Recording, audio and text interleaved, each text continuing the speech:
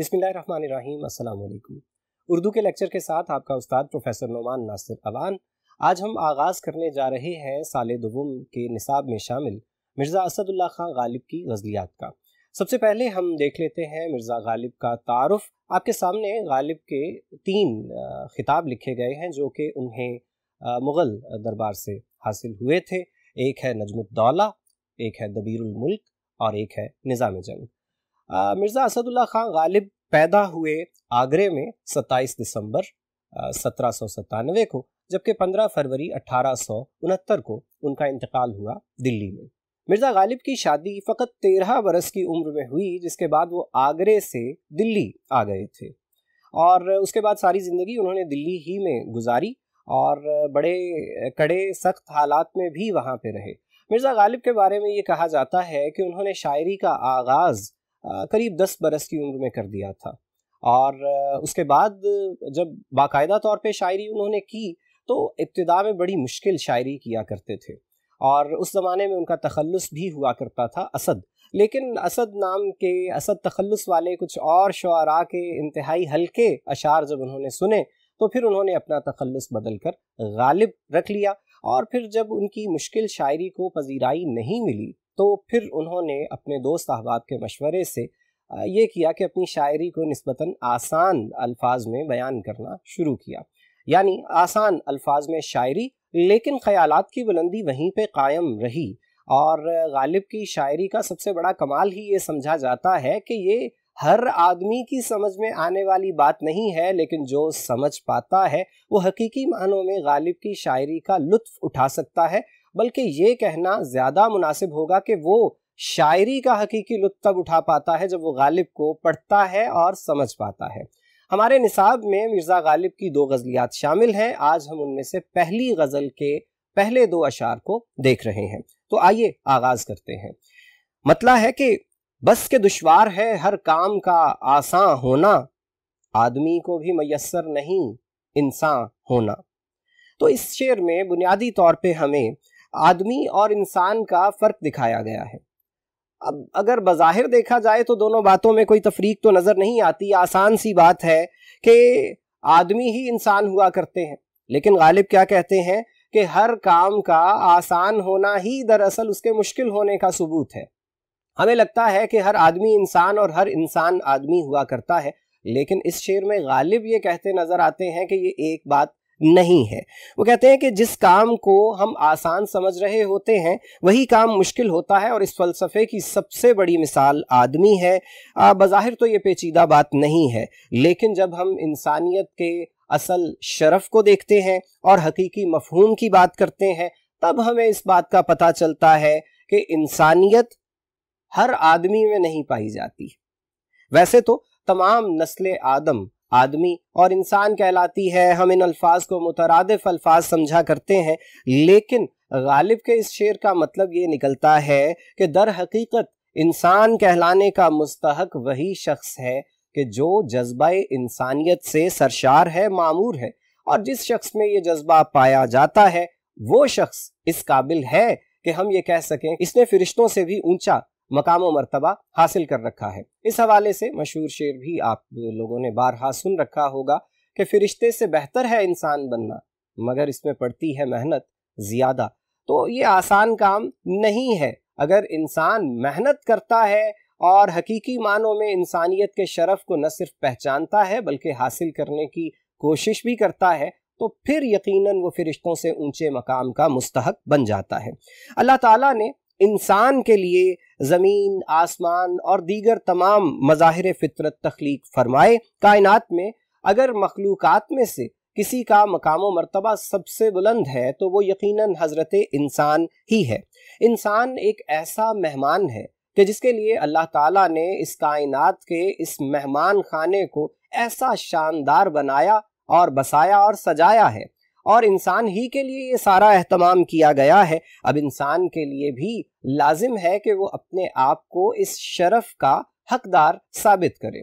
यानी अगर इंसान के बारे में अल्लाह ताला ये फरमाते हैं कि मैं ज़मीन में अपना खलीफा बना रहा हूँ, तो अल्लाह ताला के खलीफा का जो मकाम व मर्तबा होना चाहिए, जो उसका मयार होना चाहिए, जो उसका अखलाक और किरदार होना चाहिए, انسان کو پوری کوشش کرنی چاہیے کہ وہ اس پہ پورا اترے. ایسی صورت ہی میں وہ آدمی حقیقت میں انسان کہلا سکے گا. اس کے لیے انسان کو لازم ہے کہ وہ اپنی فطرت میں اعتدال لائے اور خدا اور اس کی مخلوقات سے محبت کرے. انسانیت کا تقاضا کیا ہے کہ انسان تہذیب، شعور، عقل، اخلاق، کردار اور ہمدردی کے جذبے کو اپنے اندر ہمیشہ زندہ رکھے اور ہمیشہ توانا رکھے. مگر بدقسمتی کیا ہو چکی ہے کہ آج سیارہ زمین پر مجموعی طور پر آدمیوں کی آبادی 7 ارب کے قریب جا پہنچی ہے، لیکن ان میں سے کتنے ہیں جن کے بارے میں یہ کہا جا سکے کہ یہ صرف آدمی نہیں ہیں، یہ انسان بھی ہیں اور یہ اپنے اس مقام و مرتبے کو پہچانتے ہیں جس کے بارے میں اللہ تعالیٰ نے فرمایا ہے کہ اس انسان کو تو بہترین طریقے پر پیدا کیا گیا ہے، اس کو اشرف المخلوقات، کراؤن آف کریچرز بنایا گیا ہے. لیکن بدقسمتی یہ ہے کہ ایسے لوگوں کی تعداد ہمیں کم ہی نظر آتی ہے جو حقوق اللہ اور حقوق العباد دونوں کا توازن قائم رکھیں. بلکہ اکثریت تو ایسے لوگوں کی ہوگی کہ جو نہ تو حقوق اللہ کو اہمیت دیتے ہیں اور نہ ہی حقوق العباد کی طرف نگاہ کرتے ہیں. اگر وہ زندگی گزارتے ہیں تو صرف اور صرف اپنی ذات کا سوچتے ہوئے زندگی گزارتے ہیں. اب ایسی زندگی گزارنے والے کے لیے آدمی اور انسان کا لفظ کیسے استعمال کیا جا سکتا ہے جبکہ ایسی زندگی تو عام طور پر جانور گزارا کرتے ہیں؟ تو اگر کوئی آدمی انسان بننا چاہتا ہے تو اسے کیا کرنا چاہیے؟ اسے سب سے پہلا کام تو یہ کرنا چاہیے کہ اسے دوسری مخلوقات بالخصوص اپنے ہم جنسوں کے لیے ہمدردی کا جذبہ اپنے دل میں رکھنا چاہیے. خدمت خلق کو اپنی زندگی کا اہم ترین فریضہ سمجھنا چاہیے اور اس کے نبھانے کی کوشش کرنی چاہیے. آپ نے اکثر یہ شعر بھی سن رکھا ہوگا، درد دل کے واسطے پیدا کیا انسان کو، ورنہ طاعت کے لیے کچھ کم نہ تھے کروبیاں. تو اللہ تعالیٰ کو تو انسان کی عبادات کی ضرورت نہیں ہے. اگر اللہ کو عبادت ہی کروانا مقصود ہوتی تو جہاں اس نے پہلے ان گنت بے شمار فرشتے تخلیق فرما رکھے ہیں وہ اور فرشتے تخلیق کرتا، اور وہ فرشتے جو ہمیشہ اس کی عبادت میں مصروف رہتے ہیں اور اس کی کوئی نافرمانی نہیں کرتے. لیکن اللہ تعالیٰ نے حضرت انسان کو تخلیق کیا کہ یہ جائے، اور میں نے اس کے اوپر جو ذمہ داریاں ڈالی ہیں صرف اپنے حقوق نہیں بلکہ اپنے بندوں کے حقوق بھی ڈالے ہیں. میں دیکھتا ہوں کہ یہ میرے بتائے ہوئے احکام پر کتنا عمل کرتے ہیں. تو ہم بات کر رہے تھے کہ آدمی اور انسان بظاہر تو یہ مترادف الفاظ ہیں، لیکن حقیقت میں اگر غالب کے انداز سے سوچا جائے تو دونوں میں بہت گہرا فرق نظر آتا ہے. سب سے بڑا فرق تو یہ ہے کہ آدمی نام ہے ایک ظاہری اور طبعی حالت کا. ہم دیکھنے میں آدم کی اولاد ہونے کی وجہ سے آدمی ہے، تو یہ ایک ظاہری حالت ہے، یہ ایک طبعی حالت ہے. جبکہ اس کے برعکس انسان ہونا ایک باطنی اور روحانی حالت اور کیفیت کا نام ہے.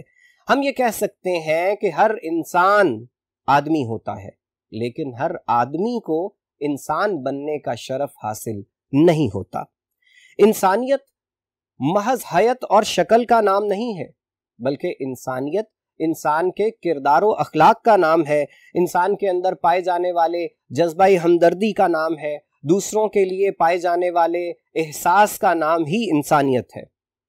اگر ہم یہ کہیں کہ آدمی ہونا تو محض ایک اتفاق ہے، جو آدمی کے ہاں پیدا ہوا وہ آدمی کہلایا، لیکن انسان بننے کے لیے تو اس کو دانستہ محنت کرنا پڑتی ہے، مشقت اٹھانا پڑتی ہے، اپنی زندگی کے لیے قواعد و قوانین خود طے کرنا پڑتے ہیں.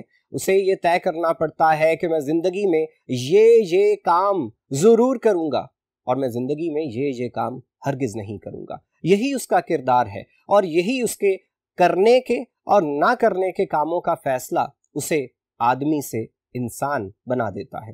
اگر اس نے یہ طے کر لیا کہ میں صرف اچھے کام کروں گا، میں صرف اپنے لیے زندگی نہیں جیوں گا بلکہ دوسروں کے لیے اپنے سے زیادہ زندگی کا وقت گزاروں گا، خود سے زیادہ دوسروں کے لیے محنت و مشقت کروں گا، خود سے زیادہ دوسروں کے حوالے سے سوچوں گا، پھر ہم کہہ سکتے ہیں کہ اس نے آدمی سے انسان تک کا سفر طے کر لیا ہے.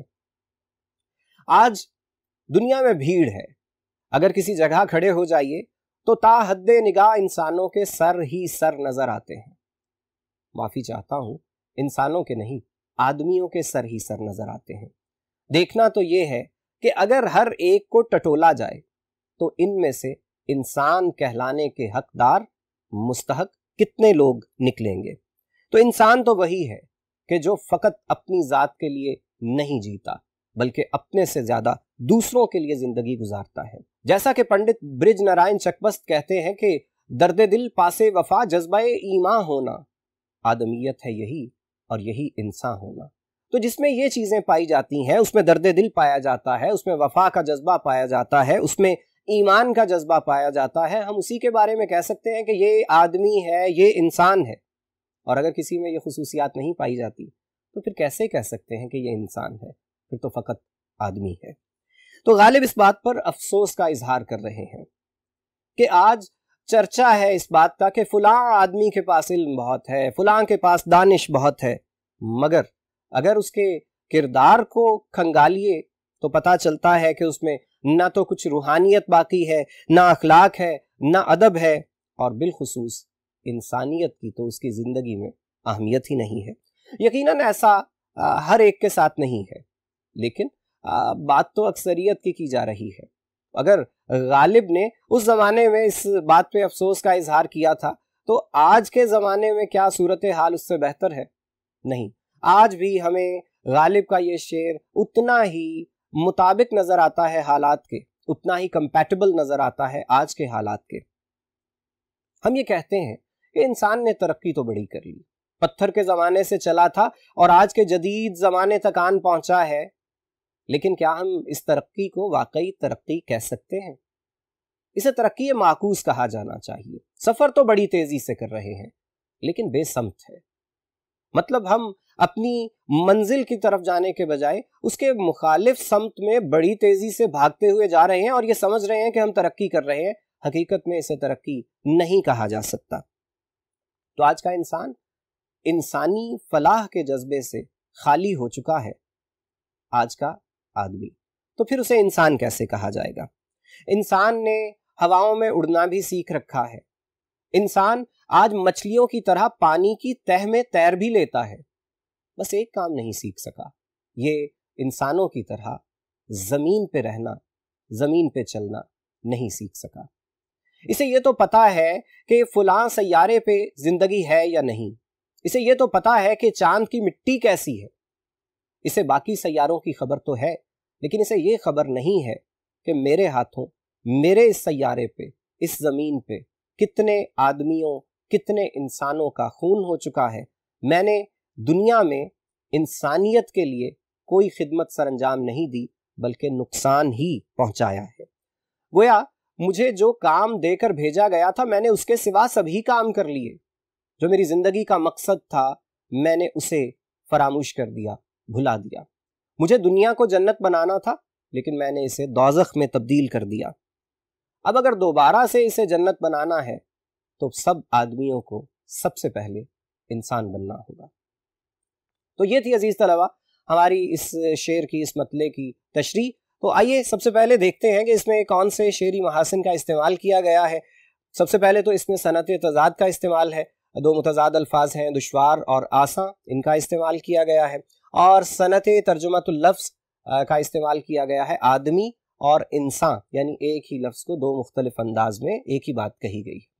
حوالہ جات پہ نگاہ کیجئے گا. سب سے پہلا حوالہ ابھی آپ کے سامنے میں نے بولا بھی تھا، فرشتے سے بہتر ہے انسان بننا مگر اس میں پڑتی ہے محنت زیادہ.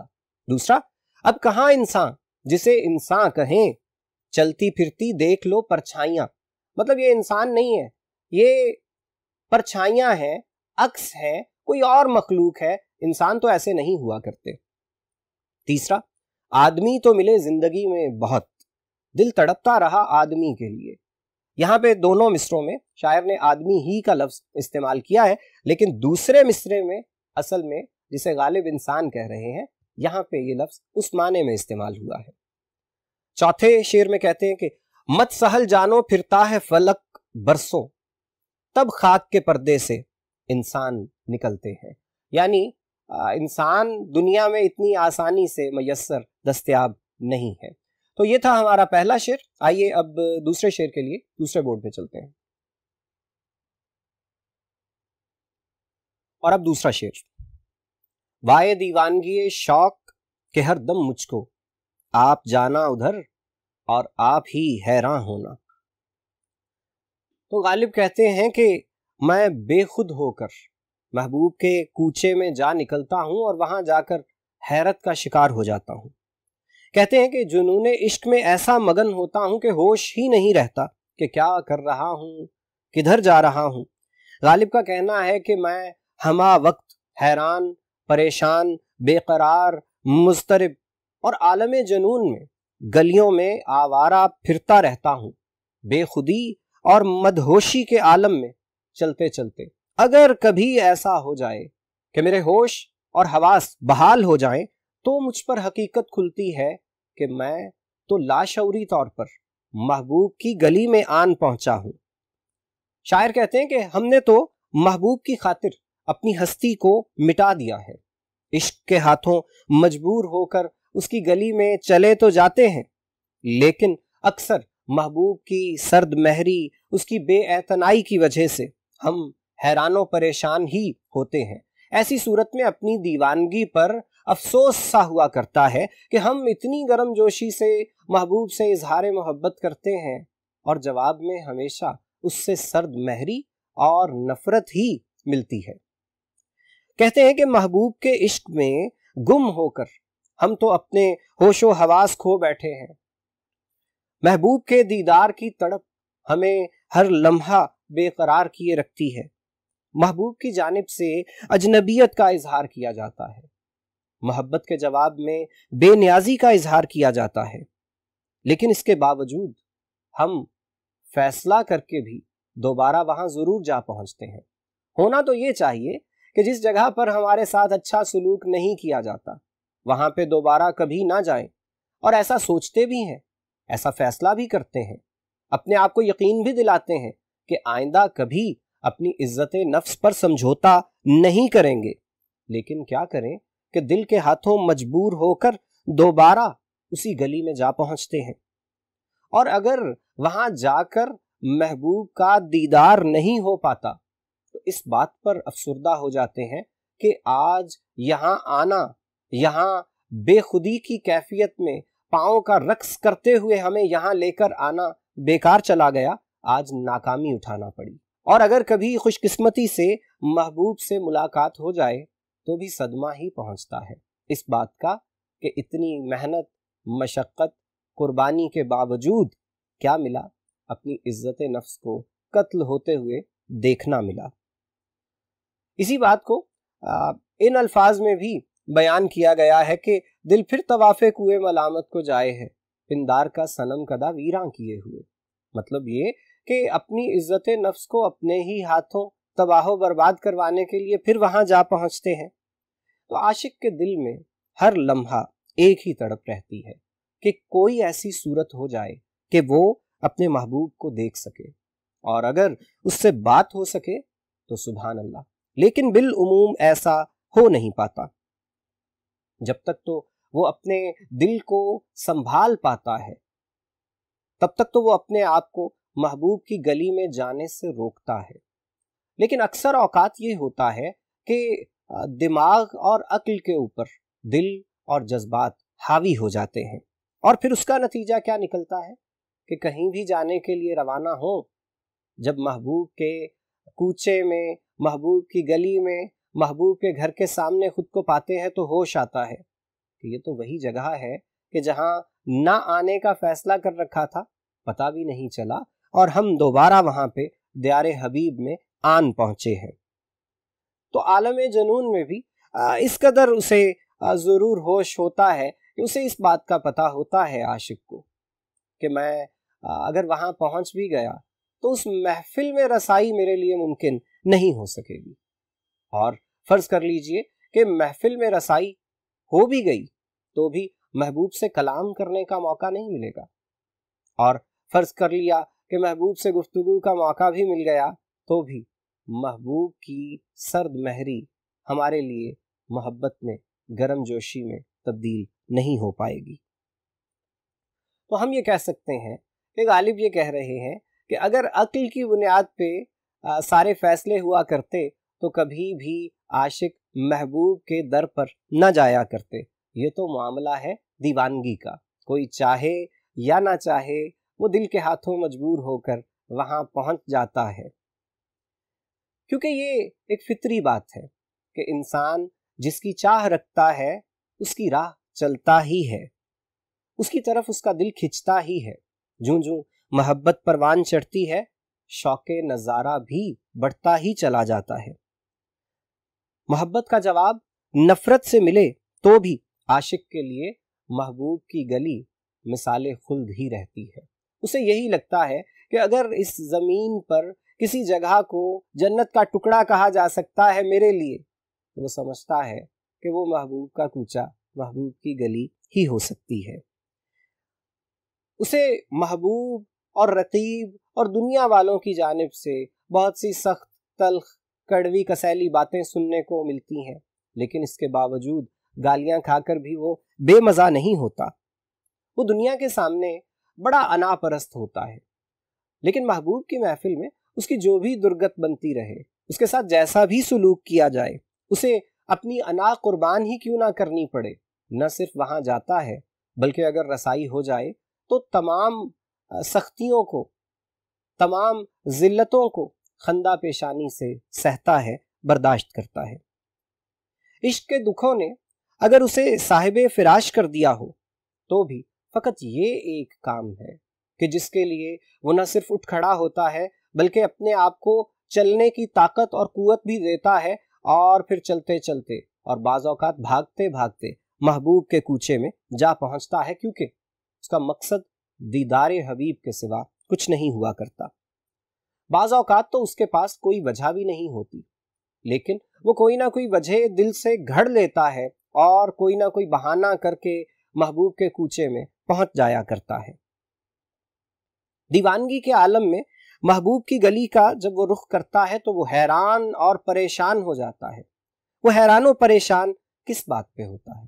اول تو اس بات پہ کہ یہ کیسے ممکن ہے کہ ایک انسان مسلسل کسی کے ساتھ اظہار محبت کرتا ہی چلا جائے اور کبھی ایسا وقت آئے ہی نہ کہ اس شخص کا دل پسیجے اور وہ محبت کے جواب میں محبت کرنے لگے۔ لیکن اس کے ساتھ ایسا ہوتا ہے، اسی وجہ سے وہ حیران اور پریشان ہوتا ہے۔ وہ سوچتا ہے کہ میں جس شخص کے لیے دیوانہ ہو چکا ہوں، اس نے تو کبھی میرے لیے اپنائیت کا کوئی اظہار ہی نہیں کیا۔ مجھے تو اس کے چہرے کے تاثرات سے بھی کبھی یہ نہیں لگا کہ اس نے پہلے کبھی مجھے دیکھ بھی رکھا ہے۔ وہ اس بات پہ بھی حیران ہوتا ہے کہ محبوب جو آشنائے ناز بے جا ہے، تو اسے کس نے آشنائے ناز بے جا کر رکھا ہے؟ وہ میں ہی تو ہوں، میں ہی تو اس کا عاشق ہوں۔ اگر میں اس کا عاشق نہ ہوتا اور اس پر اس قدر فدا نہ ہوتا تو یہ ادائیں دکھاتا ہی کیوں؟ اس میں یہ غرور اور انا کیوں ہوا کرتی اگر میں اس کے اوپر اس قدر فریفتہ نہ ہوتا؟ اس بات پر بھی وہ حیران ہوتا ہے کہ جس کی وجہ سے تمہارا یہ غرور ہے، اگر تم اسی کو خاطر میں نہیں لاتے تو پھر بات تو حیرانی کی ہے۔ تو عزیز طلبہ، یہ تھی ہماری دوسرے شعر کی تشریح۔ آئیے چند نکات کو بورڈ پر دیکھتے ہیں۔ سب سے پہلے تو یہ کہ شعری محاسن استعمال کیے گئے ہیں۔ کلمہ تاسف ہے، وائے کا مطلب افسوس۔ ہم نے بات کی کہ اسے اپنی دیوانگی پر شاعر کو افسوس ہے۔ اور دوسرا تکرار لفظی، یعنی ایک ہی لفظ کا استعمال 2 بار کیا گیا ہے، آپ۔ حوالہ جات کو دیکھتے ہیں۔ پہلا حوالہ ہے، سمجھتے ہیں کہ دھوکہ کھا رہے ہیں مگر پھر بھی وہیں ہم جا رہے ہیں۔ تو یہ بات ہم نے کی کہ اسے پتا ہے کہ وہاں میرے ساتھ اچھا سلوک تو کیا نہیں جاتا، لیکن اس کے باوجود وہ دیدہ و دانستہ جانتے ہوئے اور بعض اوقات بے خودی کے عالم میں وہاں پہنچ جاتا ہے محبوب کے کوچے میں۔ اور دوسرا شعر آپ نے سال اول میں پڑھا بھی ہے نصاب میں، ٹھانی تھی دل میں اب نہ ملیں گے کسی سے ہم، پر کیا کریں کہ ہو گئے ناچار جی سے ہم۔ مطلب فیصلہ تو یہ کیا تھا کہ آئندہ محبوب سے نہیں ملنا کیونکہ وہ ہمارے ساتھ اچھا سلوک نہیں کرتا، لیکن کیا کریں کہ دل کے ہاتھوں مجبور ہو گئے اور دوبارہ اسی کوچے میں جا پہنچے۔ تیسرا ابھی آپ کو سنایا کہ دل پھر طواف کوئے ملامت کو جائے ہے، پندار کا صنم کدا ویراں کیے ہوئے۔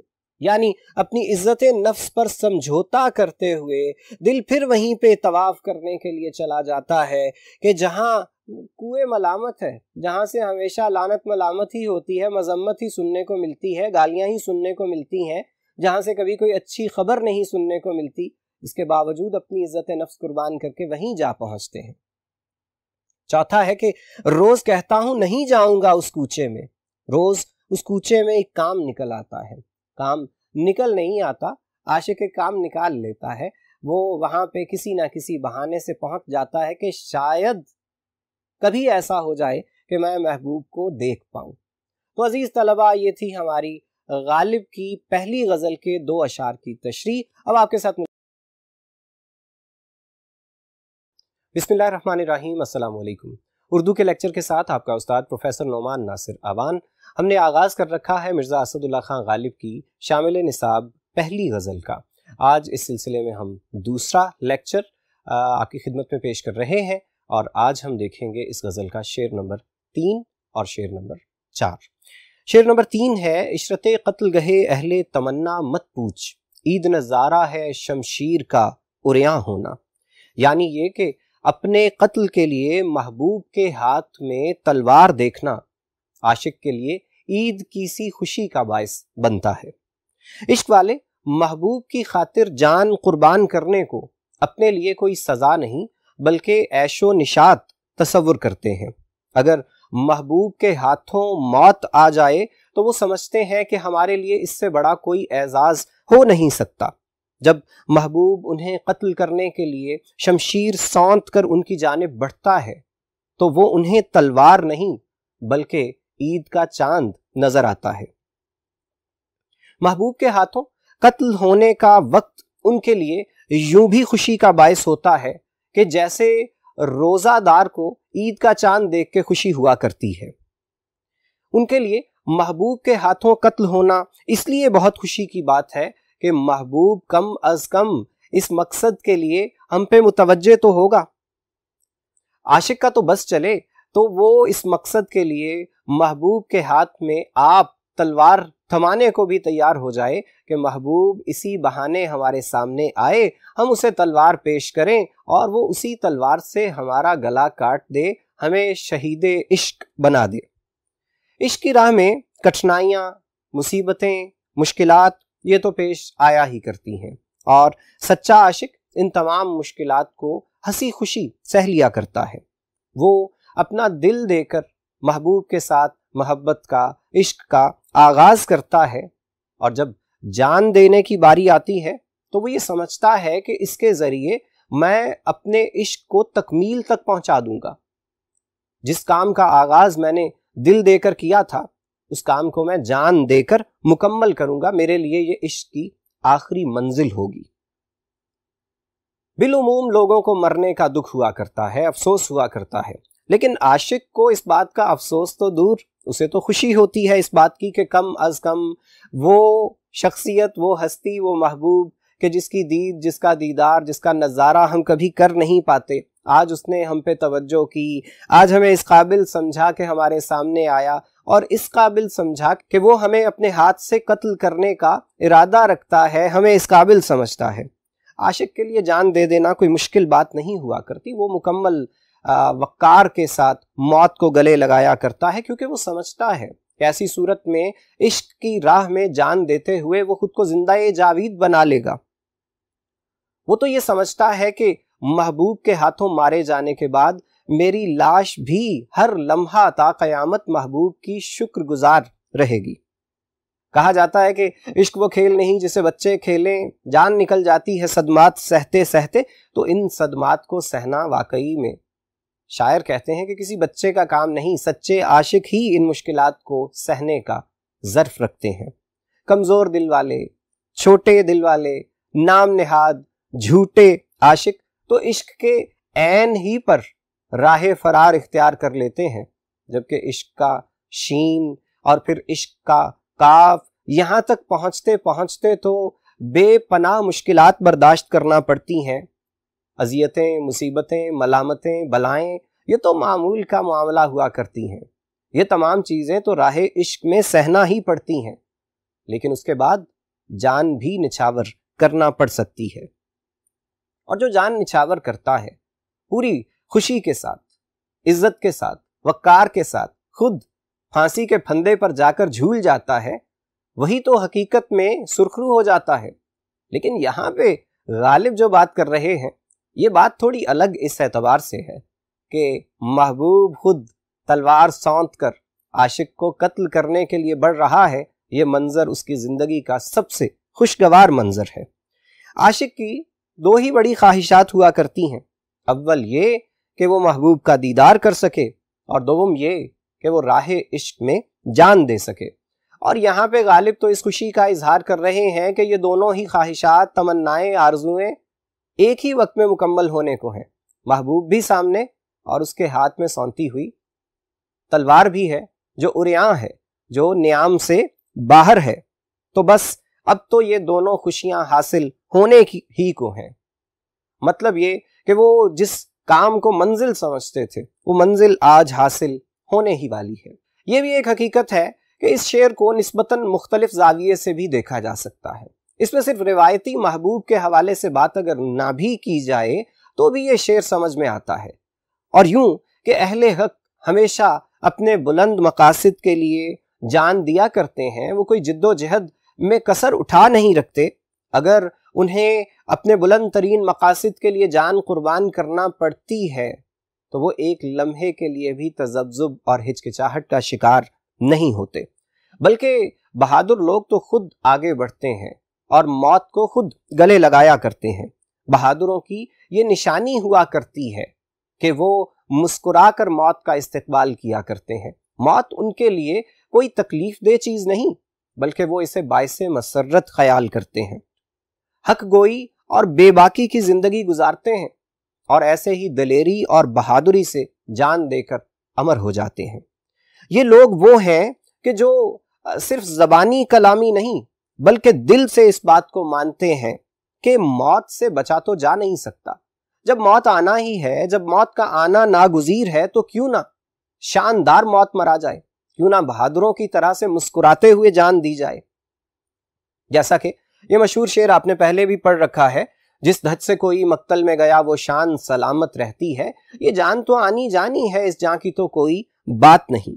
تو ایک سچے عاشق کی زندگی کی معراج، اس کے عشق کی معراج یہ ہوا کرتی ہے کہ جب عشق اس سے اس کی سب سے قیمتی متاع، اس کی زندگی، اس کی جان طلب کرتا ہے تو وہ خود کو سچا عاشق ثابت کرنے کے لیے اپنی جان قربان کرتا ہے، اور اس کی خوشی کی انتہا نہیں ہوتی۔ عام لوگوں کی اگر بات کی جائے تو انہیں تو صدمہ پہنچتا ہے، انہیں تو یہ سوچ کے ہول اٹھتے ہیں کہ اب مرنا پڑے گا، لیکن اس کے مقابلے میں عاشق کو موت خوشی دیتی ہے، اور اگر یہ موت محبوب کے ہاتھوں آ رہی ہے تو پھر تو مرحبا، پھر تو اس میں تاخیر ہونی ہی نہیں چاہیے، پھر تو کچھ دیر نہیں ہونی چاہیے۔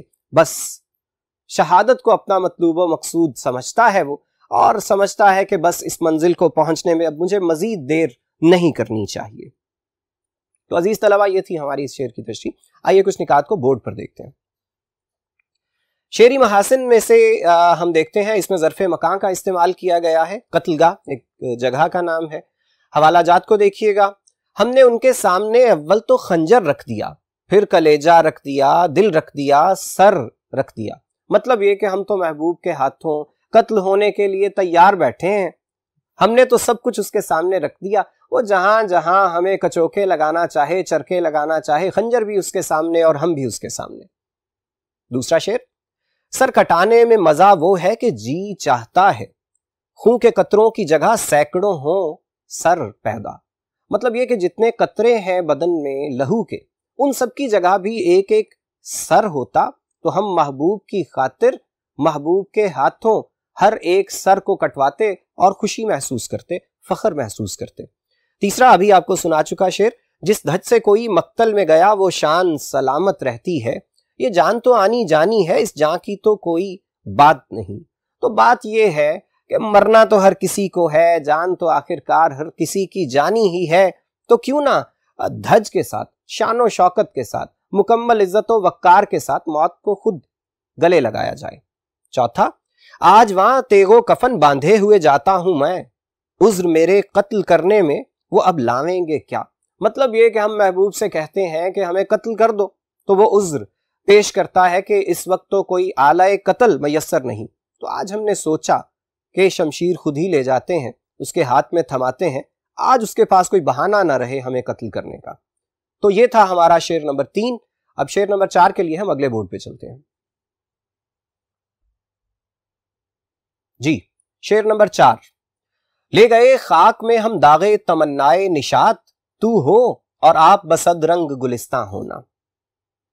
داغے تمنائے نشاط سے مراد ہے ادھوری خواہشات کا دل پہ لگنے والا داغ یا زخم. تو شاعر یہ کہتے ہیں غالب کہ ہم تو اپنے دل کی تمام حسرتیں خواہشیں دل ہی میں زخموں کی صورت میں لے کے خاک میں جا رہے ہیں. محبوب تمہارے لیے نیک تمنائیں ہیں کہ تم اس دنیا کے باغ میں گلشن میں رنگینیوں سے لطف اٹھاتے رہو. عاشق محبوب کی ہر سختی اور ہر ظلم کو چپ چاپ سہ لیتا ہے، ہر ظلم پہ چپ سادھ لیتا ہے، ہر ستم کو عشق کی آزمائش سمجھتے ہوئے اسے برداشت کرتا ہے، بعض اوقات بڑی خوشی سے اس آزمائش سے گزرتا ہے. محبوب بے پناہ مظالم ڈھاتا ہے تو بھی وہ یہ سمجھتا ہے کہ ہر ظلم شاید یہ آخری ظلم ہو، شاید اس کے بعد محبوب میرے اوپر مہربان ہو جائے، شاید اس کا نتیجہ یہ نکلے کہ اب اس کے بعد خوشی میرا مقدر ہو جائے. لیکن محبوب کو اپنے سچے عاشق پہ مہربان ہونا ہوتا ہے، نہ وہ مہربان ہوتا ہے. اور عاشق محبوب کے دیدار کی حسرت کو لے کر دنیا ہی سے رخصت ہو جاتا ہے. وہ اس کے ہجر کو، اس کی سرد مہری کو گرم جوشی میں اور اس کی نفرت کو محبت میں تبدیل ہوتے دیکھنا چاہتا ہے. لیکن یہ تمنا، یہ آرزو حسرت ناتمام بن کے اس کے دل پہ داغ کی صورت میں رہ جاتی ہے اور وہ موت کی وادی میں جا اترتا ہے. غالب طنز سا کرتے ہوئے نظر آتے ہیں کہ اے محبوب، ہم تو محرومی کا داغ دل پر لے کر دنیا سے رخصت ہو رہے ہیں. امید ہے کہ ہمارے جیسی ناپسندیدہ شخصیت سے جب تمہیں مستقل طور پر چھٹکارا مل جائے گا. تمہیں ہمارا دیکھنا انتہائی ناگوار گزرتا تھا، اب جب تمہیں یہ زحمت گوارا نہیں کرنا پڑے گی کہ تم ہمیں دیکھو تو پھر تو تمہیں دنیا کا یہ باغ مزید رنگین لگے گا، 100 رنگ گلستان لگے گا، 100 رنگوں والا رنگین باغ لگے گی یہ دنیا. اب صرف اس دنیا میں تم ہوگے اور تمہارے دل پسند نظارے ہوں گے، کیونکہ ہمارے جیسی ناپسندیدہ شخصیت سے تو مستقل طور پر تمہاری جان چھوٹ گئی. ہمارے جانے سے تمہاری زندگی کی وہ رنگینیاں جن کے بارے میں تمہیں لگتا ہے کہ ہماری وجہ سے بے رنگ ہو رہی تھی، اب دوبارہ سے رنگین و رانا ہو جائے گی تمہاری زندگی. وہ الگ بات کہ ہماری یہ آرزو تھی، تمنا تھی، حسرت تھی کہ تمہارا وصل نصیب ہو. ہم نے یہ خواہش رکھی تھی، یہ امید پال رکھی تھی کہ کوئی وقت ایسا آئے گا کہ تم ہم پر مہربان ہوگے، ہم تمہیں پا سکیں گے. سوچتے تھے کہ تم ملو گے تو ہماری زندگی رنگین ہو جائے گی، لیکن کیا کیجئے کہ تمہاری سوچ ہماری سوچ سے بالکل مختلف تھی. تم یہ سوچتے تھے کہ ہم نہیں ہوں گے تو تمہاری زندگی رنگین ہوگی. لو، آج کے بعد ہم نہیں ہیں، گویا اب تمہاری زندگی تمہارے خیال میں رنگین ہونے ہی کو ہے. صد افسوس کہ ہم تو تمام آرزوؤں کو دل میں لے کے دنیا سے جا رہے ہیں. ہمیں تو یوں لگتا ہے کہ جیسے ہم نے تو زندگی جی ہی نہیں. جو تمہارے بغیر تھی اسے زندگی کہا بھی کیسے جا سکتا ہے. تو ہم تو جیے بغیر مرنے والے ہیں. البتہ اگر تمہارے جینے میں کچھ کمی تھی تو اب وہ کمی پوری ہو جائے گی. غالب اپنے ایک مخصوص انداز میں محبوب سے شکوہ کرتے ہوئے کہتے ہیں کہ ہماری خواہش تو یہ تھی کہ ہمارے دل کا رشتہ تمہارے دل سے جڑتا. تم نے ہمارے دل کا رشتہ جوڑا تو صحیح، لیکن ہمیشہ غموں سے. تم نے ہمیں کبھی اپنا قرب عطا نہیں کیا. تم نے ہمارے دل کو قریب کیا تو ہمیشہ دکھوں سے اور اذیتوں سے قریب کیا. ہمیں علم ہے کہ بالکل ممکن ہے کہ تمہارے جیسا زود رنج ہمارے مرنے کے بعد اپنے دل کو موم ہوتا ہوا پائے، لیکن یاد رکھنا کہ ہمارے چلے جانے کے بعد اگر تمہارا دل نرم ہو گیا، موم ہو گیا، تو بھی ہمیں اس سے کوئی فائدہ نہیں پہنچے گا. ہمارے دل پہ تو جو داغ لگے تھے ہم انہی داغوں کو لے کر قبر کے شگاف میں اتر رہے ہیں۔ ہماری تو جیتے جی یہی خواہش رہی کہ جسے ہم دنیا کی اہم ترین ہستی سمجھتے ہیں وہ بھی ہمیں کچھ اہمیت دے، وہ بھی ہمیں کچھ اہم سمجھے، مگر ایسا نہیں ہو سکا۔ تمہاری عنایات کی شادمانی حاصل کرنے کی خواہش پوری نہیں ہوئی اور ہمارے جانے کا وقت آ گیا۔ اب اگر ایسا ہو بھی جاتا ہے کہ تمہارا مزاج نرم پڑ جاتا ہے، تمہارے دل کی حیت بدل جاتی ہے، ہمارے لیے جذبات بدل جاتے ہیں، تم ہماری محبت کی اہمیت کو تسلیم کرنے لگتے ہو، تو محبوب یاد رکھو ہمارے جانے کے بعد ہمیں اس سے کوئی فائدہ پہنچنے والا نہیں ہے۔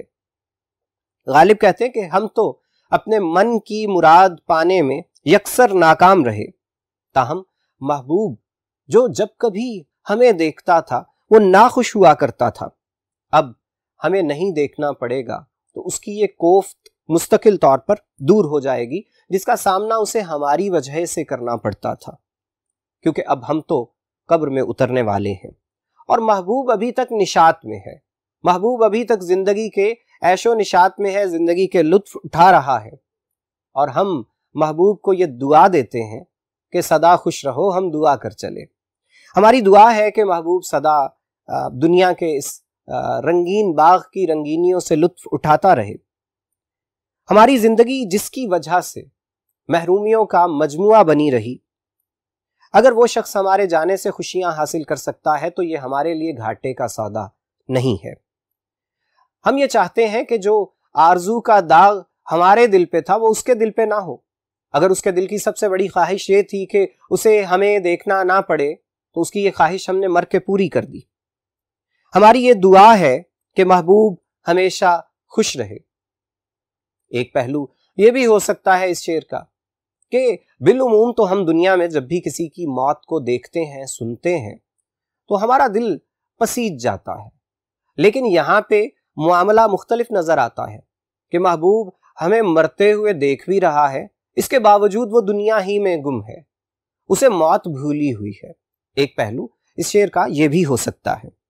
تو شاعر کہتے ہیں کہ اس سے بڑی دلیل کیا ہو سکتی ہے ہمارے سچا عاشق ہونے کی، کہ ہم تمہیں خوش رکھنے کے لیے، تمہیں خوش کرنے کے لیے اپنی جان دے رہے ہیں اور خوشی سے جان دے رہے ہیں، اور اس کے ساتھ ہی ساتھ تمہیں دعائیں بھی دے رہے ہیں۔ سچا عاشق اور بھلا کسے کہا جا سکتا ہے؟ ہاں، تم پہلے بھی دنیا کی رنگینیوں اور لطافتوں میں گم تھے، آئندہ بھی ایسے ہی کیا کرنا، ہمیں اس سے دکھ نہیں خوشی پہنچے گی۔ تو ہم تو محبوب کے لیے سراپا دعا ہیں۔ عام طور پہ ہم باغ باغ ہو جانا ایک محاورہ بولا کرتے ہیں، تو غالب نے اس میں تھوڑی سی تبدیلی کر کے اس سے گلستاں ہو جانا کہا ہے اس شعر میں، اور ساتھ ہی ساتھ یہ کہ دعا کی ہے کہ یہ دنیا کا چمن یوں ہی رہے اور میرے محبوب جیسے جتنے بھی لوگ ہیں وہ اس کا لطف ہمیشہ اٹھاتے رہیں۔ عاشقوں کا وتیرہ یہی ہوا کرتا ہے۔ وہ جیسا کہ فراز کا ایک شعر ہے کہ میں کیا کروں میرے قاتل نہ چاہنے پر بھی تیرے لیے میرے دل سے دعا نکلتی ہے۔ مطلب یہ کہ ہم چاہیں بھی تو محبوب کے لیے کچھ غلط نہیں سوچ سکتے، محبوب کے لیے بد دعا تو دل سے نکل ہی نہیں سکتی۔ وہ محبوب ہی کیا ہوا جس کے لیے بد دعا نکلے، اور وہ عاشق ہی کیا ہوا کہ جو محبوب کے لیے بد دعا کرے۔ تو عزیز طلبہ، یہ تھی ہماری اس شعر کی تشریح۔ آئیے کچھ نکات کو بورڈ پر دیکھتے ہیں۔ شعری محاسن میں صنعت ایراد المثل خاک میں لے جانا کا استعمال کیا گیا ہے، جبکہ حوالہ جات پہ نگاہ ڈالتے ہیں۔ تجھے اے وحشت دل دینے والے، دعائیں دے رہے ہیں دل کے چھالے۔ دوسرا، خزاں کے پھول کی صورت بکھر گیا کوئی، تجھے خبر نہ ہوئی اور مر گیا کوئی، یعنی محبوب کو پرواہ نہیں اور ہم دنیا سے جا رہے ہیں۔ تیسرا مشہور شعر ہے کہ یہ نہ تھی ہماری قسمت کے وصال یار ہوتا، اگر اور جیتے رہتے یہی انتظار ہوتا۔ مطلب قسمت میں محبوب کا وصل لکھا نہیں تھا، ہم تو دنیا سے چلے گئے، لیکن اگر زندگی ابھی کچھ اور طول پاتی تو بھی ہماری قسمت میں وصل نہ ہوتا، مزید انتظار ہی ہوتا۔ چوتھا، میری شب تاریک تو روشن نہ ہو سکی، گر تو ہوا ہے غیرت شمس و قمر تو کیا۔ ہم نے تشریح میں یہ بات کی بھی کہ ہماری زندگی کے اندھیرے تو اندھیرے ہی رہے، اگر ہمارے جانے کے بعد تو چاند سورج کی طرح روشن بھی ہو گیا ہے، دوسروں پہ مہربان بھی ہو گیا ہے، تو بھی ہمیں اس سے کوئی فائدہ پہنچنے والا نہیں ہے۔ تو عزیز طلباء، یہ تھا ہمارا آج کا لیکچر۔ امید ہے آپ کو تمام نکات کی بخوبی سمجھ آئی ہوگی۔ اب آپ کے ساتھ ملاقات ہوگی اگلے لیکچر میں، تب تک کے لیے اللہ حافظ۔ بسم اللہ الرحمن الرحیم، السلام علیکم۔ اردو کے لیکچر کے ساتھ آپ کا استاد پروفیسر نعمان ناصر اوان۔ آج ہم دیکھ رہے ہیں مرزا اسد اللہ خان غالب کی شامل نصاب دوسری غزل، اور آج ہم اس کے پہلے لیکچر میں اس کے پہلے 2 اشعار کو دیکھیں گے۔ پہلا شعر ہے مطلع: کسی کو دے کے دل کوئی نوا سنجے فغاں کیوں ہو، نہ ہو جب دل ہی سینے میں تو پھر منہ میں زباں کیوں ہو۔ نوا سنجے فغاں کا مطلب ہے فریاد کرنے والا، فریاد میں مصروف۔ اس شعر میں مرزا غالب یہ کہتے ہیں کہ عاشق کے دل میں اور زبان پر محبوب کے لیے شکوہ نہیں ہونا چاہیے، یعنی عشق کے آداب کا تذکرہ کرتے ہوئے غالب کا کہنا ہے کہ اس کام میں کوئی فائدہ نقصان، سود و زیاں، حساب کتاب نہیں رکھا جاتا، نہیں دیکھا جاتا۔ عشق نہ تو اپنی مرضی سے شروع کیا جاتا ہے اور نہ ہی محبوب کی فرمائش پہ شروع کیا جاتا ہے۔ اسے نہ اپنی مرضی سے ختم کیا جا سکتا ہے اور نہ ہی محبوب کے حکم پر اسے ختم کیا جا سکتا ہے، اس سے نکلا نہیں جا سکتا۔ یہ وہ جال ہے جس میں جو ایک بار پھنس گیا وہ پھر ہمیشہ کے لیے اسی میں قید رہے گا۔ اس شعر میں غالب کا انداز کچھ ایسا نظر آتا ہے کہ گویا وہ اپنے آپ سے مخاطب ہیں اور کہتے ہیں کہ غالب، تم نے اپنی مرضی سے محبوب کو دل دیا تھا، اور جب اپنی مرضی سے کوئی چیز کسی کو دے دی جاتی ہے تو پھر وہ چاہے جس طرح سے اس کا استعمال کرے، اس بات پہ شکوہ نہیں کیا جاتا۔ جب تم نے اپنی مرضی سے محبوب کے ساتھ محبت کا آغاز کیا تو پھر لاکھ مشکلات آئیں، ان مشکلات کو خندہ پیشانی سے ہنستے مسکراتے ہوئے سہنا پڑے گا۔ لاکھ ظلم کیے جائیں، کڑے سے کڑے حالات درپیش ہوں، پھر بھی کوئی گلہ شکوہ نہ تو تمہارے دل میں ہونا چاہیے اور نہ ہی زبان سے اس کا اظہار کرنا ہے۔ محبت و عشق کا تو پہلا اصول ہی یہ ہے، پہلا سبق ہی یہ ہے کہ بڑی سے بڑی کٹھنائی پر بھی خاموشی اختیار کی جاتی ہے، اور یہ تو محبت کے قرینوں میں سے ایک قرینہ ہے کہ چاہے کتنا ہی ستم کیوں نہ ہو جائے، چلانا نہیں ہے، رونا دھونا نہیں ہے، آہو زاری گریہ و فریاد نہیں کرنا۔ سچا عاشق وہی ہوتا ہے جو ہر قسم کے حالات کو خندہ پیشانی سے، صبر سے برداشت کرتا ہے، کبھی اپنے لبوں پر حرف گلہ نہیں آنے دیتا، اور ویسے بھی اسے یہ سوچنا ہوتا ہے کہ جب میں نے اپنی مرضی سے دل دے دیا تو پھر گلہ نہیں کرنا کہ میرے دل کے ساتھ اچھا سلوک کیوں نہیں کیا جا رہا، محبوب ہمارے اس قیمتی اثاثے کی قدر کیوں نہیں کرتا۔ محبوب کے کسی ظلم پر فریاد نہیں کی جاتی، بلکہ ایسی صورت میں تو عاشق کبھی درد بھی محسوس نہیں کرتا۔ اگر محبوب کی جانب سے اسے قتل کرنے کی بھی کوشش کی جائے تو وہ اسے بھی ناگوار نہیں سمجھتا، وہ اس پر بھی خوش ہوا کرتا ہے۔ جب وہ اتنی بڑی بڑی قربانیاں دینے کے لیے تیار ہوتا ہے تو پھر بھلا یہ کیسے ممکن ہے کہ وہ زبان سے کبھی شکوے کا حرف ادا کرے، کیونکہ شکوے اور گلے یہ تو دل میں اٹھا کرتے ہیں۔ تو جب دل ہے ہی نہیں اپنے پاس، دل تو پہلے ہی محبوب کو دے دیا تھا جب اس سے محبت کا آغاز کیا تھا، اور یہ کام کیا بھی اپنی خوشی سے، اپنی مرضی سے تھا۔ محبوب نے مجبور تو نہیں کیا تھا، محبوب نے کوئی فرمائش تو نہیں کی تھی، محبوب نے کوئی درخواست تو نہیں گزاری تھی کہ مجھے اپنا دل دے دیجئے۔ تو جب دل دے دیا اور اپنی مرضی سے دیا تو پھر سب کچھ محبوب کے سپرد۔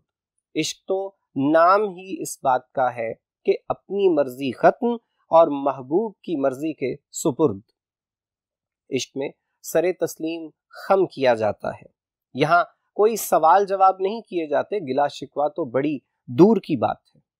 یہ وہ کمرہ جماعت ہے کہ جہاں محبوب استاد ہے اور اس کے سامنے عاشق اپنا زانو دوہرا کیے بیٹھے ہیں اور جو محبوب نے کہہ دیا اس کو دل و جان سے تسلیم کر لیا۔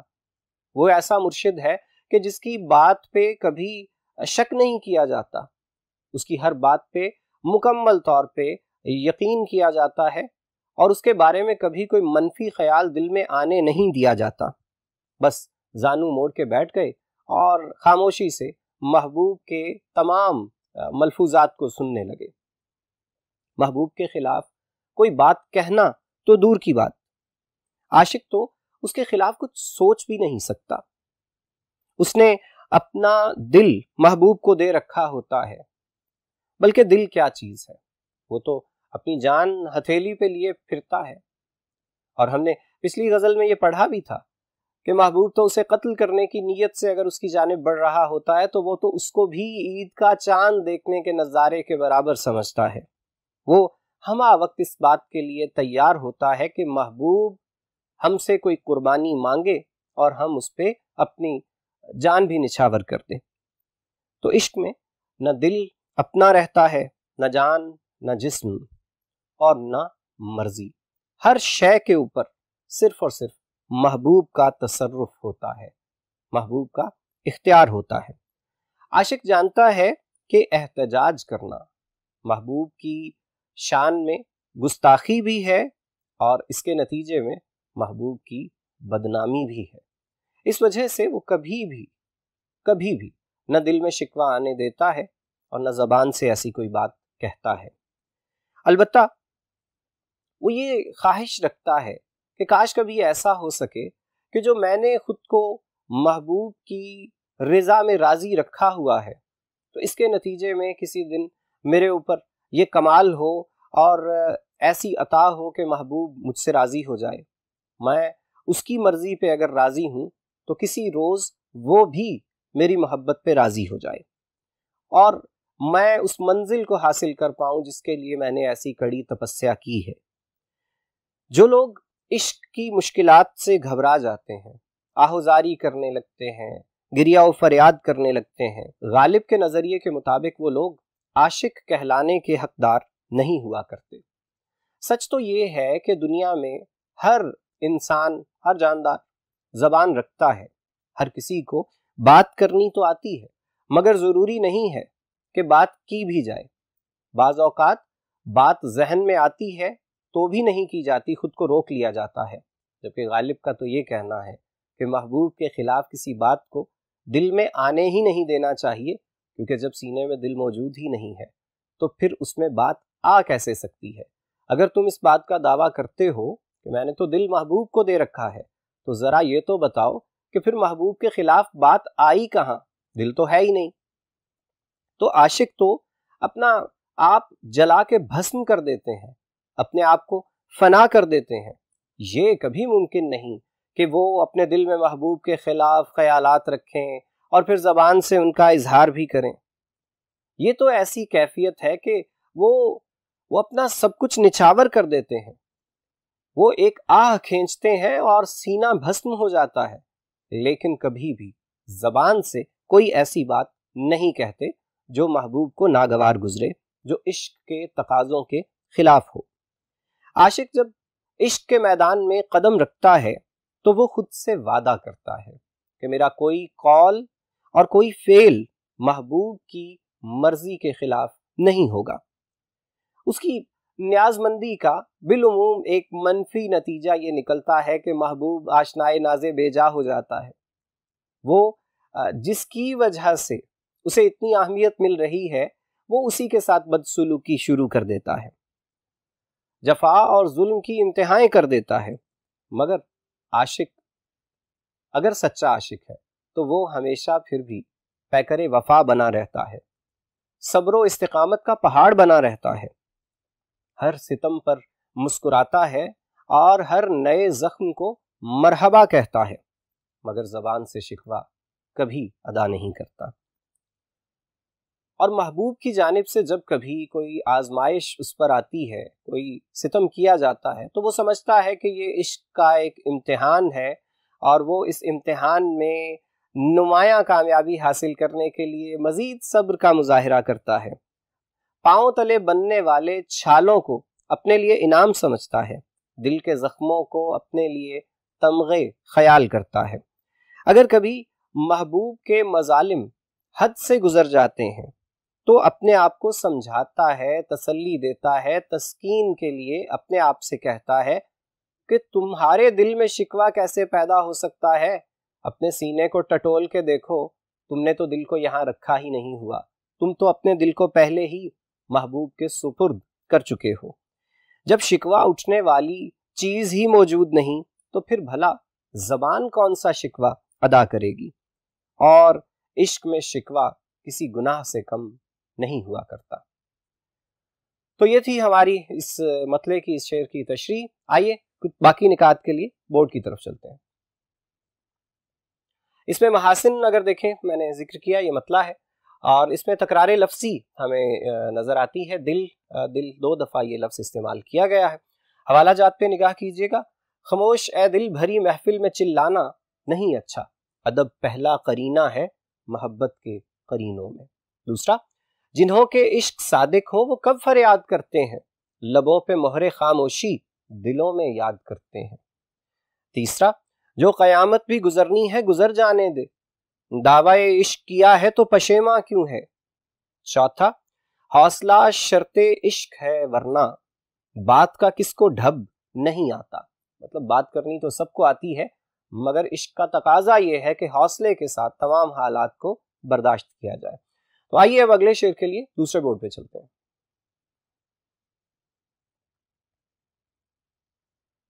شعر نمبر 2 ہے کہ وہ اپنی خو نہ چھوڑیں گے، ہم اپنی وضع کیوں بدلیں، سبک سر بن کے کیا پوچھیں کہ ہم سے سر گراں کیوں ہو۔ الفاظ کے معنی دیکھ لیں۔ خو فطرت کو کہتے ہیں، وضع بھی عادت کو، انداز کو کہتے ہیں۔ سبک سر کا مطلب ہے جس کی زیادہ عزت نہ ہو، اور سر گراں کہتے ہیں بہت ناز نخرے، ناراضی، ناز دکھانے والے شخص کو۔ تو محبوب مغرور ہے تو ہم بھی اپنی انا قربان کر کے اس سے اس کی ناراضی کا سبب نہیں پوچھیں گے۔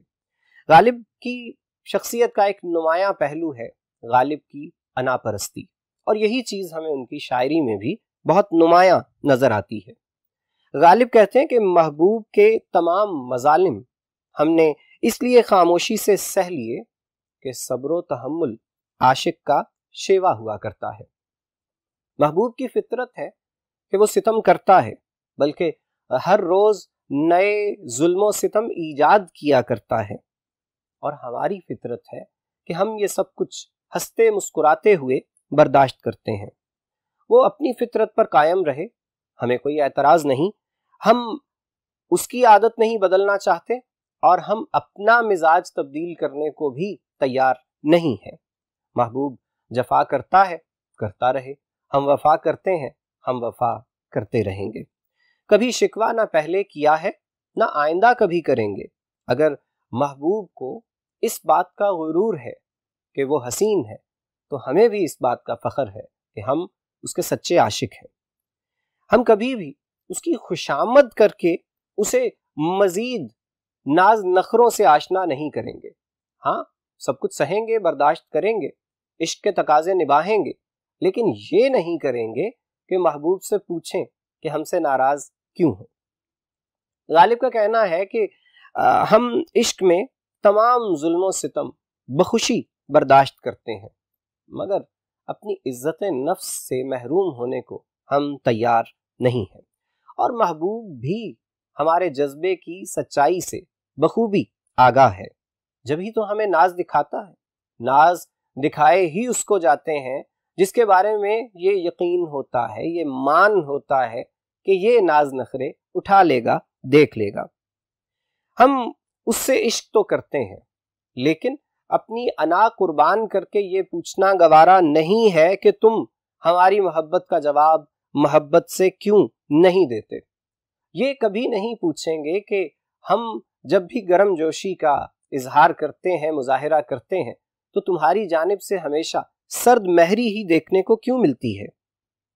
اور ویسے بھی ہمیں اس بات کا بھی علم ہے، یقین ہے کہ ہم نے کچھ بھی کر لیا، ہم نے اس کے आस्ताने पे सर झुका भी दिया तो भी उसके बदल जाने और उसकी नामेहरबानी के मेहरबानी में तब्दील हो जाने का कोई इम्कान तो है नहीं। तो फिर भला पूछने का क्या फ़ायदा, फिर भला अपनी इज्जत नफ्स को कुर्बान करने का क्या फ़ायदा। लिहाजा हमारा तो काम ही ये है कि वो हम पे सितम करे, ये उसकी फितरत, और हम उस तमाम जुल्मों सितम पे मरहबा कहें, उस पे राज़ी रहें, उस पे मुस्कुराया करें, ये हमारा काम है। उसे इल्म है। वैसे भी आशिक को इस बात का इल्म होना ही चाहिए और होता है कि राहे इश्क में सख्तियां, आजमाइशें, मुसीबतें, ये सब कुछ तो पेश आया ही करता है। जब वो इश्क का आगाज करता है, अपना दिल बतौर नजराना महबूब के कदमों में रख देता है, तो उसे इन तमाम हालात का बखूबी अंदाजा होता है कि ये सब कुछ तो मेरे साथ होगा। और ये भी हकीकत है कि अगर महबूब की शख्सियत से गुरूर और नाज निकाल दिया जाए तो उसकी शख्सियत अधूरी रह जाती है।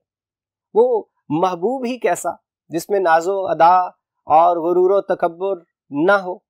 और इसी तरह से अगर आशिक की फितरत में से, तबीयत में से आजिज़ी को निकाल दिया जाए और अगर वो अपनी शख्सियत में से अपनी इज्जत नफ्स को निकाल दे तो फिर वो गालिब नहीं कहला सकता, क्योंकि हमने बात का आगाज ही यहाँ से किया था कि गालिब की शख्सियत और गालिब की शायरी का एक नुमाया वस्फ हमें अनापरस्ती की सूरत में नजर आता है।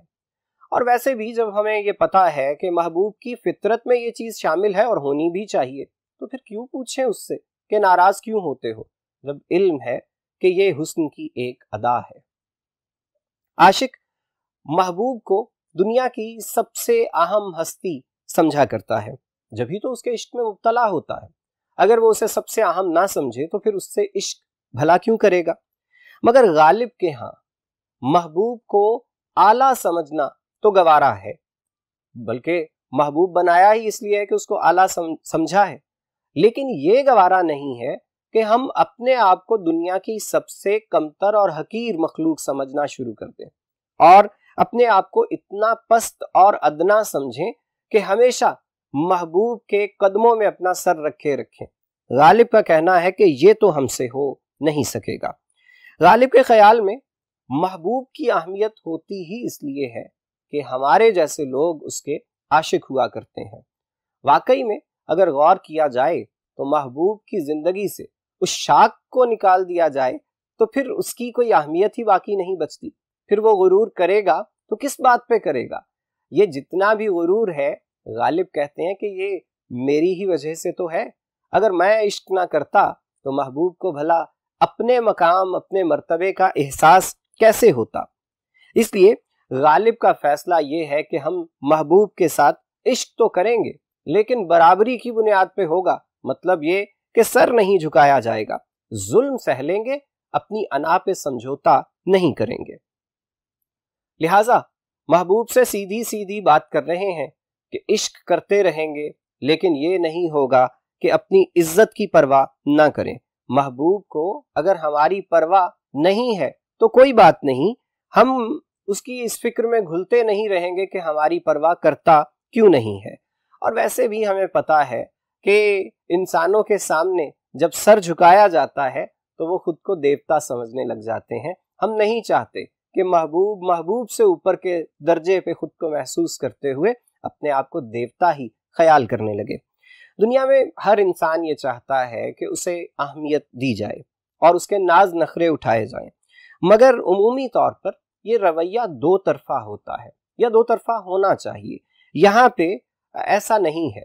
मतलब ये कि अहमियत उसी को मिलती है जो दूसरों को अहमियत देता है, लेकिन आशिक और महबूब का मामला बिल्कुल मुख्तलिफ हुआ करता है।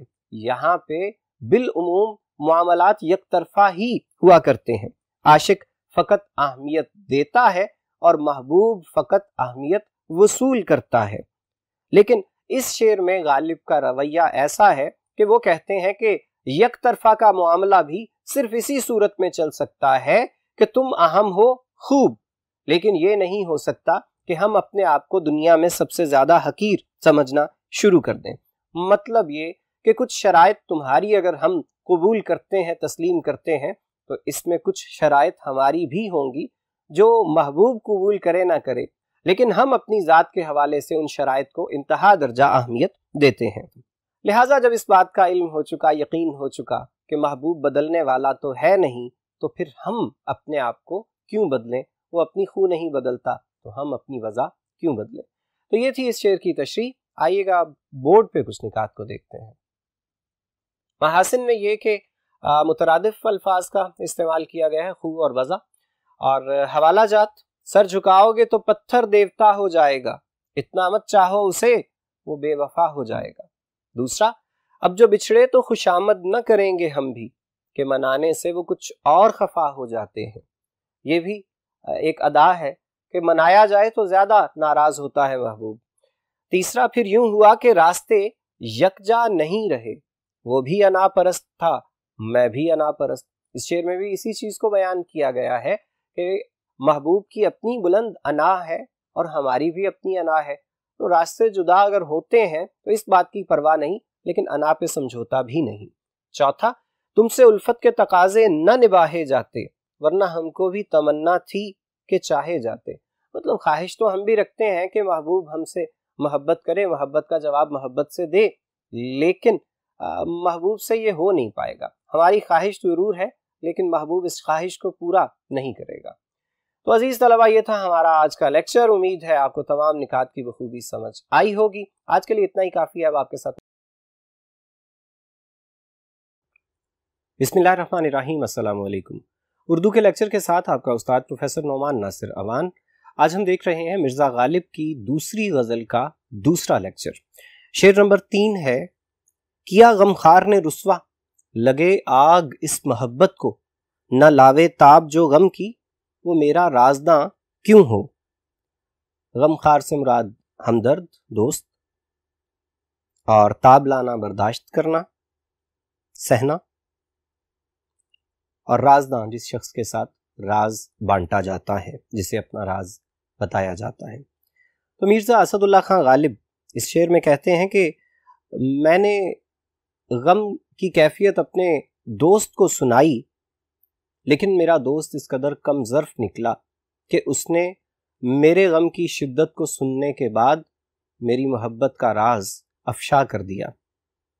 کہتے ہیں کہ ایک دوست سے میں نے اپنا راز عشق بانٹا اور وہ میری شدت غم کو سن کر انتہائی دکھی ہو گیا، اس قدر بے تاب ہو گیا کہ اس نے اس شدت غم کی وجہ سے، بے تابی کی وجہ سے لوگوں کے سامنے میرے راز عشق کو افشا کر دیا، اور مجھے لوگوں کے سامنے بدنامی کا سامنا کرنا پڑا۔ غالب کا کہنا ہے کہ میں نے تو مدتوں تک اپنی زبان پر مہر لگا رکھی تھی، کبھی کسی کے سامنے اپنے دل کے اس راز کو، اس راز محبت کو افشا ہونے نہیں دیا، اور میں نے اپنے اس بھید کی ہمیشہ خود حفاظت کی، مگر جب ایک دوست نے میری حالت زار کو دیکھتے ہوئے اصرار کیا کہ بتاؤ تو صحیح کہ تم پہ کیا بیت رہی ہے جس نے تمہیں اس حال کو پہنچا دیا ہے، تو میں نے اس کے مجبور کرنے پر مجبور ہو کر اسے اپنے دل کی کیفیت بتا دی۔ تو میری اس شدت غم کو سن کر، میری اس کیفیت کو سن کر وہ برداشت نہ کر سکا اور میری حالت کو سب لوگوں کے سامنے بیان کر دیا۔ اگرچہ شاید اس نے یہ سب کچھ دشمنی میں نہیں کیا، اس نے مخالفت میں نہیں کیا، مگر یہ راز دوست دشمن سب کے اوپر جو کھلا تو میرے اس غمخوار، میرے اس ہمدرد، میرے اس دوست ہی کی وجہ سے کھلا۔ شاعر اس شعر میں پچھتاوے کا اظہار کرتے ہوئے نظر آتے ہیں کہ میں نے ایسے کمزور دل والے شخص کو اپنا دوست ہی کیوں بنا لیا، جو دوسروں کے دکھ درد کو سن کر برداشت نہیں کر پاتا، اور اگر میں نے اسے دوست بنا ہی لیا تھا تو دوست تھا تو مجھے اس کے بارے میں اتنا علم تو ہونا چاہیے تھا کہ وہ بڑا دل، بڑا ظرف رکھتا ہے یا نہیں، اس میں غم کو برداشت کرنے کی قوت ہے یا نہیں۔ اور جب مجھے یہ پتہ نہیں چلا کہ وہ تو بڑے کمزور دل والا ہے، میں نے اسے راز کہہ دیا اور اس نے میرے راز کو سب لوگوں کے سامنے کھول دیا، بیان کر دیا۔ یہاں اصل میں غالب یہ کہہ رہے ہیں کہ قصور اس کا نہیں ہے، اصل میں تو میرا غم ہے ہی اتنا زیادہ، میرا غم ہے ہی اتنا شدید، میرے اوپر بیتنے والے حالات ہیں ہی ایسے کہ کوئی بھی شخص اگر ان کو دیکھے، ان کو سنے تو وہ بھی تاب نہیں لا سکے گا، برداشت نہیں کر سکے گا۔ اور جو شخص کسی سے ایسا غم دیکھتا ہے، سنتا ہے، اس کے لیے برداشت کرنا ممکن نہیں رہتا، تو اس کے پاس ایک ہی صورت، ایک ہی چارہ ہوتا ہے کہ وہ اسے دوسروں کے سامنے بیان کر دیتا ہے، کیونکہ بیان کرنے سے فطری طور پر انسان کو یہ محسوس ہوتا ہے کہ اس کے دل کے اوپر جو بوجھ تھا وہ بوجھ کسی قدر ہٹ گیا ہے، کم ہو گیا ہے۔ تو کہتے ہیں کہ مجھے جب اس کا اندازہ نہیں تھا کہ اس میں ظرف ہے یا نہیں، وہ راز کو راز رکھ پائے گا یا نہیں، تو کم از کم مجھے اس بات کا تو مکمل طور پر علم تھا کہ میرا غم کیسا ہے، اس کی شدت کتنی ہے، کوئی اس کو سہ سکے گا یا نہیں، کوئی برداشت کر سکے گا یا نہیں، کوئی اس کو راز رکھ سکے گا یا نہیں۔ تو مجھے اس بات کا اندازہ تو ضرور ہونا چاہیے تھا کہ اتنے شدید غم کو سہنا، اتنے شدید غم کو سننا ہر کسی کے بس کی بات نہیں ہے۔ تو عاشق کے ہمدرد، رازداں، غم خار کا بھی عاشق کی طرح سے دل انتہائی مضبوط ہونا چاہیے۔ شاعر کو اس بات کا اتنا صدمہ ہے کہ میرا راز لوگوں کے سامنے افشا ہو گیا اور میری قدر اور عزت لوگوں کے سامنے گھٹ گئی کہ شاعر محبت کو آگ لگانے کی بات کر رہے ہیں۔ مطلب یہ کہ غالب کے بارے میں ہم نے پہلے بھی بات کی کہ وہ ایک انتہائی انا پرست شخصیت تھے، اور ان کی شاعری میں اس کا جا بجا اظہار بھی نظر آتا ہے۔ تو یہاں پہ بھی انہیں زیادہ افسوس اس بات کا ہے کہ لوگوں کے سامنے میرا راز افشا ہونے کے نتیجے میں میری انا کو ٹھیس پہنچی ہے۔ یوں تو میدان عشق میں قدم رکھتے ہی ہر قدم پر رازدان اور نامہ بر کی ضرورت ایک عاشق کو پیش آیا کرتی ہے، تاکہ وہ اپنا دکھ درد بتا کے کسی قدر اپنے دل کا بوجھ ہلکا کر سکے، یا پیام بر کے ذریعے محبوب تک اپنے پیام پہنچا سکے۔ کیونکہ جب کبھی وہ عشق کے ان غموں کی وجہ سے بے قرار ہو جاتا ہے، بے تاب ہو جاتا ہے، تو گھبرا کر لامحالہ وہ کسی رازداں ہی کا سہارا لیتا ہے۔ جب انسان شدت غم کا شکار ہوتا ہے تو اسے رونے کے لیے کسی سہارے کی، کسی کندھے کی ضرورت ہوا ہی کرتی ہے۔ تو بالعموم اس شاک کو ایک آدھ رازداں بنانا ہی پڑتا ہے۔ لیکن غالب کے ساتھ المیہ یہ ہوا کہ انہیں جو رازداں ملا وہ تو انتہائی رقیق القلب نکلا، وہ تو انتہائی کمزور دل اور کم ظرف کا حامل نکلا، بجائے اس کے کہ وہ غالب کو ان تمام مظالم کو برداشت کرنے پر کچھ تسلی دیتا، کچھ ڈھارس بندھاتا۔ اس نے تو خود آہ و فغاں شروع کر دی، اس نے تو خود گریہ زاری شروع کر دی، اس نے تو خود رونا دھونا شروع کر دیا۔ اور غالب کو اس بات کا یہ نقصان پہنچا کہ عشق کے وہ تمام معاملات جو ہم نے بڑی مشکل سے اپنے سینے کی قبر میں دفن کر رکھے تھے، جنہیں مدتوں سے ہم نے صیغہ راز میں رکھا ہوا تھا، میرے دوست نے انجانے میں اپنی کمزور طبیعت، حساس طبیعت کی وجہ سے میرے وہ تمام راز تشت از بام کر دیے، اور یوں رسوائی کی وجہ سے لوگ بھی میرے اوپر تان کرنے لگے اور محبوب بھی مجھ سے ناراض ہو گیا۔ اب خدشہ یہ ہے کہ یہ راز پہنچنے پر محبوب مہربان تو شاید نہ ہو، لیکن یہ ضرور ممکن ہے کہ وہ اس تعلق کو یکسر ختم کر دے۔ مہربان تو وہ پہلے بھی کبھی نہیں تھا، اب اس کے ستم میں مزید اضافہ ہو، اور سب سے بڑا ستم تو ہو ہی یہ سکتا ہے کہ وہ تعلق کو ختم کر دے۔ اگرچہ رازداں نے یہ سب کچھ دشمنی میں نہیں کیا ہوگا، مخالفت میں نہیں کیا ہوگا، لیکن ہمارے لیے تو اس کی یہ دوستی بھی، اس کی یہ ہمدردی بھی دشمنی ہی بن گئی۔ عشق مشکل ترین کام ہے، اس میں ہر وقت اذیتوں کا، مصیبتوں کا، ملامتوں کا، بلاؤں کا سامنا کرنا ہی پڑتا ہے۔ انسان فطری طور پر یہ چاہتا ہے کہ اپنے غموں کو دوسروں سے بانٹے، دوسروں کے ساتھ اپنی باتوں کو اس طرح سے بیان کرے کہ اس کے دل کو کچھ تسلی پہنچے، مگر عشق کے معاملات میں بالعموم معاشرتی پابندیاں بھی ہوتی ہیں اور محبوب کی ناراضی کا خدشہ بھی لاحق ہوتا ہے۔ اگر کبھی ایسے حالات ہو جائیں کہ کسی دوست کے سامنے اپنے دل کی کیفیات کو بیان کر دیا جائے، اگرچہ عاشق کوشش تو یہی کرتا ہے کہ وہ کبھی ایسا نہ کرے، وہ اپنے دل کے راز کو کسی سے بیان نہ کرے، لیکن پھر بھی اگر کبھی دوست کے اصرار پر اسے ہمدرد سمجھتے ہوئے وہ ایسا کر بیٹھتا ہے، مکمل طور پر یا جزوی طور پر اپنا راز اس کے ساتھ بانٹ لیتا ہے، اسے بتا دیتا ہے، تو وہ یہ امید رکھتا ہے کہ یہ راز میرے دوست کے پاس یوں ہی محفوظ رہے گا جیسے مدتوں سے یہ میرے اپنے سینے میں محفوظ تھا۔ لیکن ہوتا اس کے برعکس ہے، بالخصوص غالب کے ساتھ تو بالکل اس کے الٹ کام ہوا۔ وہ کہتے ہیں کہ دوست ہی نے راز کو افشا کر دیا، دوست ہی میرے لیے بدنامی کا باعث بن گیا، دوست ہی کی وجہ سے اب میں جس سمت بھی جاتا ہوں لوگ میری رسوائیوں کے قصے ایک دوسرے کو سناتے ہیں، بلکہ اب تو یوں ہوتا ہے کہ وہ کوچے جن سے کبھی میرا گزر نہیں ہوا، میری رسوائیوں کے قصے وہاں بھی اب تو لوگ ایک دوسرے کو سناتے دیکھے جاتے ہیں۔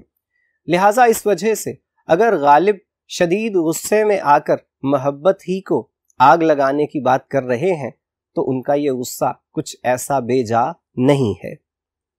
تو یہ تھی اس شعر کی تشریح۔ اب آئیے بورڈ پہ کچھ نکات کو دیکھتے ہیں۔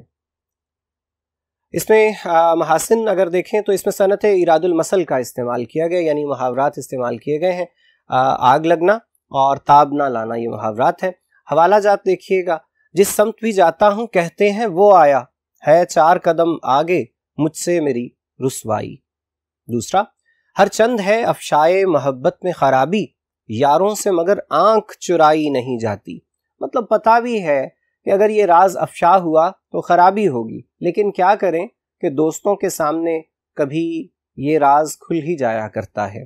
تیسرا، غیروں کو کیا پڑی ہے کہ رسوا کریں مجھے، ان سازشوں میں ہاتھ کسی آشنا کا ہے۔ مطلب غیروں کے سامنے تو ہمارا راز کبھی آیا ہی نہیں، تو وہ ہمیں کیسے بدنام کرتے، وہ ہمیں کیسے رسوا کرتے، اس میں اپنے ہی دوستوں کا ہاتھ ہے۔ چوتھا ہے کہ لوگ بڑے ہمدرد، زمانہ اچھا ہے، پھر بھی یارو زخم چھپانا اچھا ہے۔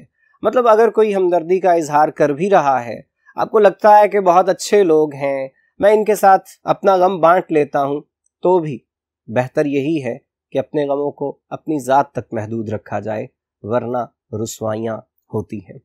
تو یہ تھا ہمارا شعر نمبر 3۔ اب شعر نمبر 4 کے لیے ہم اگلے بورڈ پہ چلیں گے۔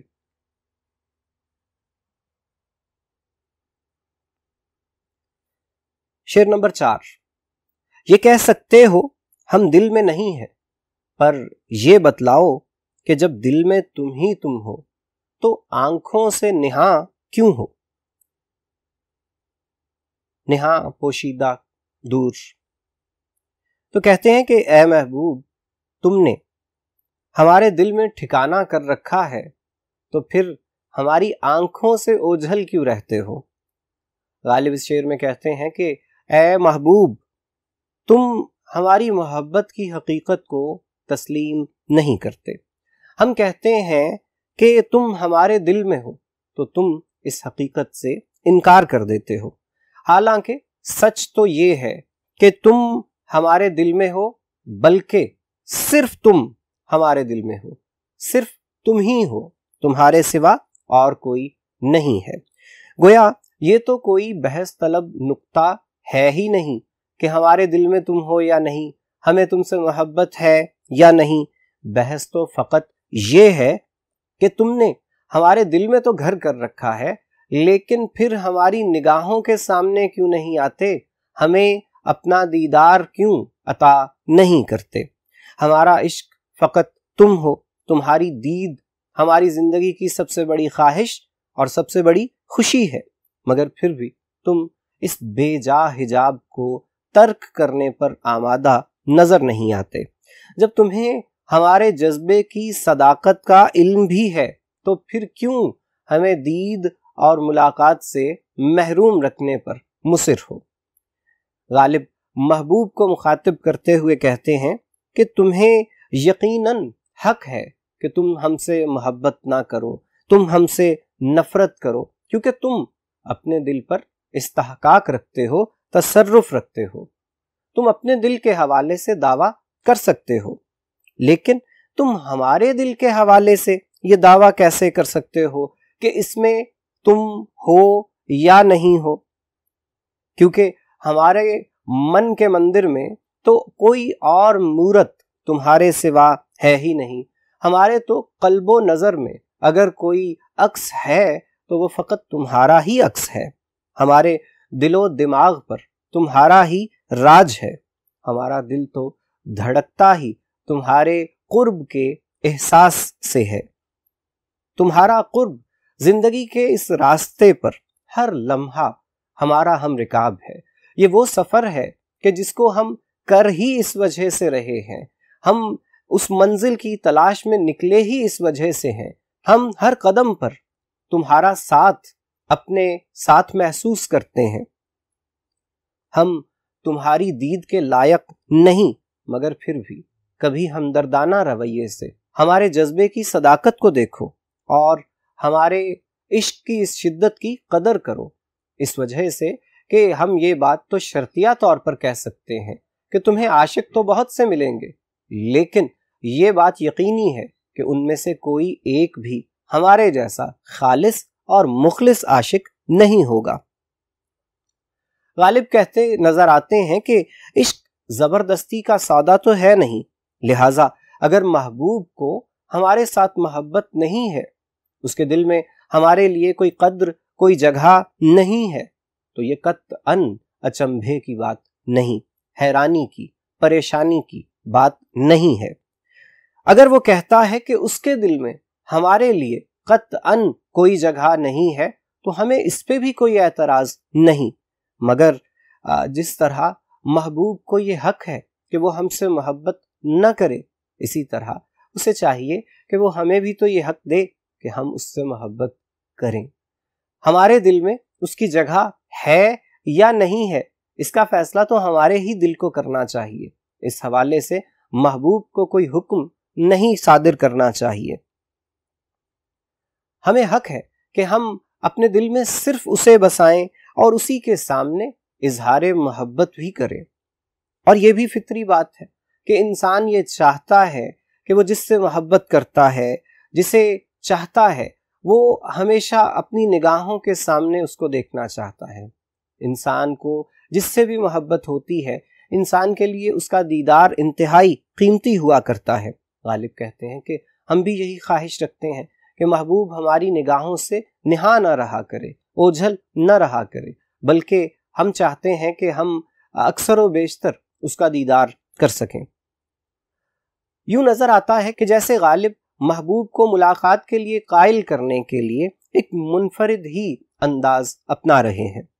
وہ کہتے ہیں کہ محبوب ہم سے تم چاہے محبت نہ کرو، مگر ہمیں اپنے دیدار کے حق سے، شرف سے، عطا سے محروم تو نہ کرو۔ تم ہماری نگاہوں کے سامنے رہا کرو، کیونکہ ہمارا سکھ چین تمہارے ہی وجود سے جڑا ہوا ہے۔ اگر تمہیں نہیں دیکھتے تو ہماری تو دنیا ہی تاریک ہو جاتی ہے، ویران ہو جاتی ہے۔ لہٰذا ہماری ایک خواہش تو پوری کرو۔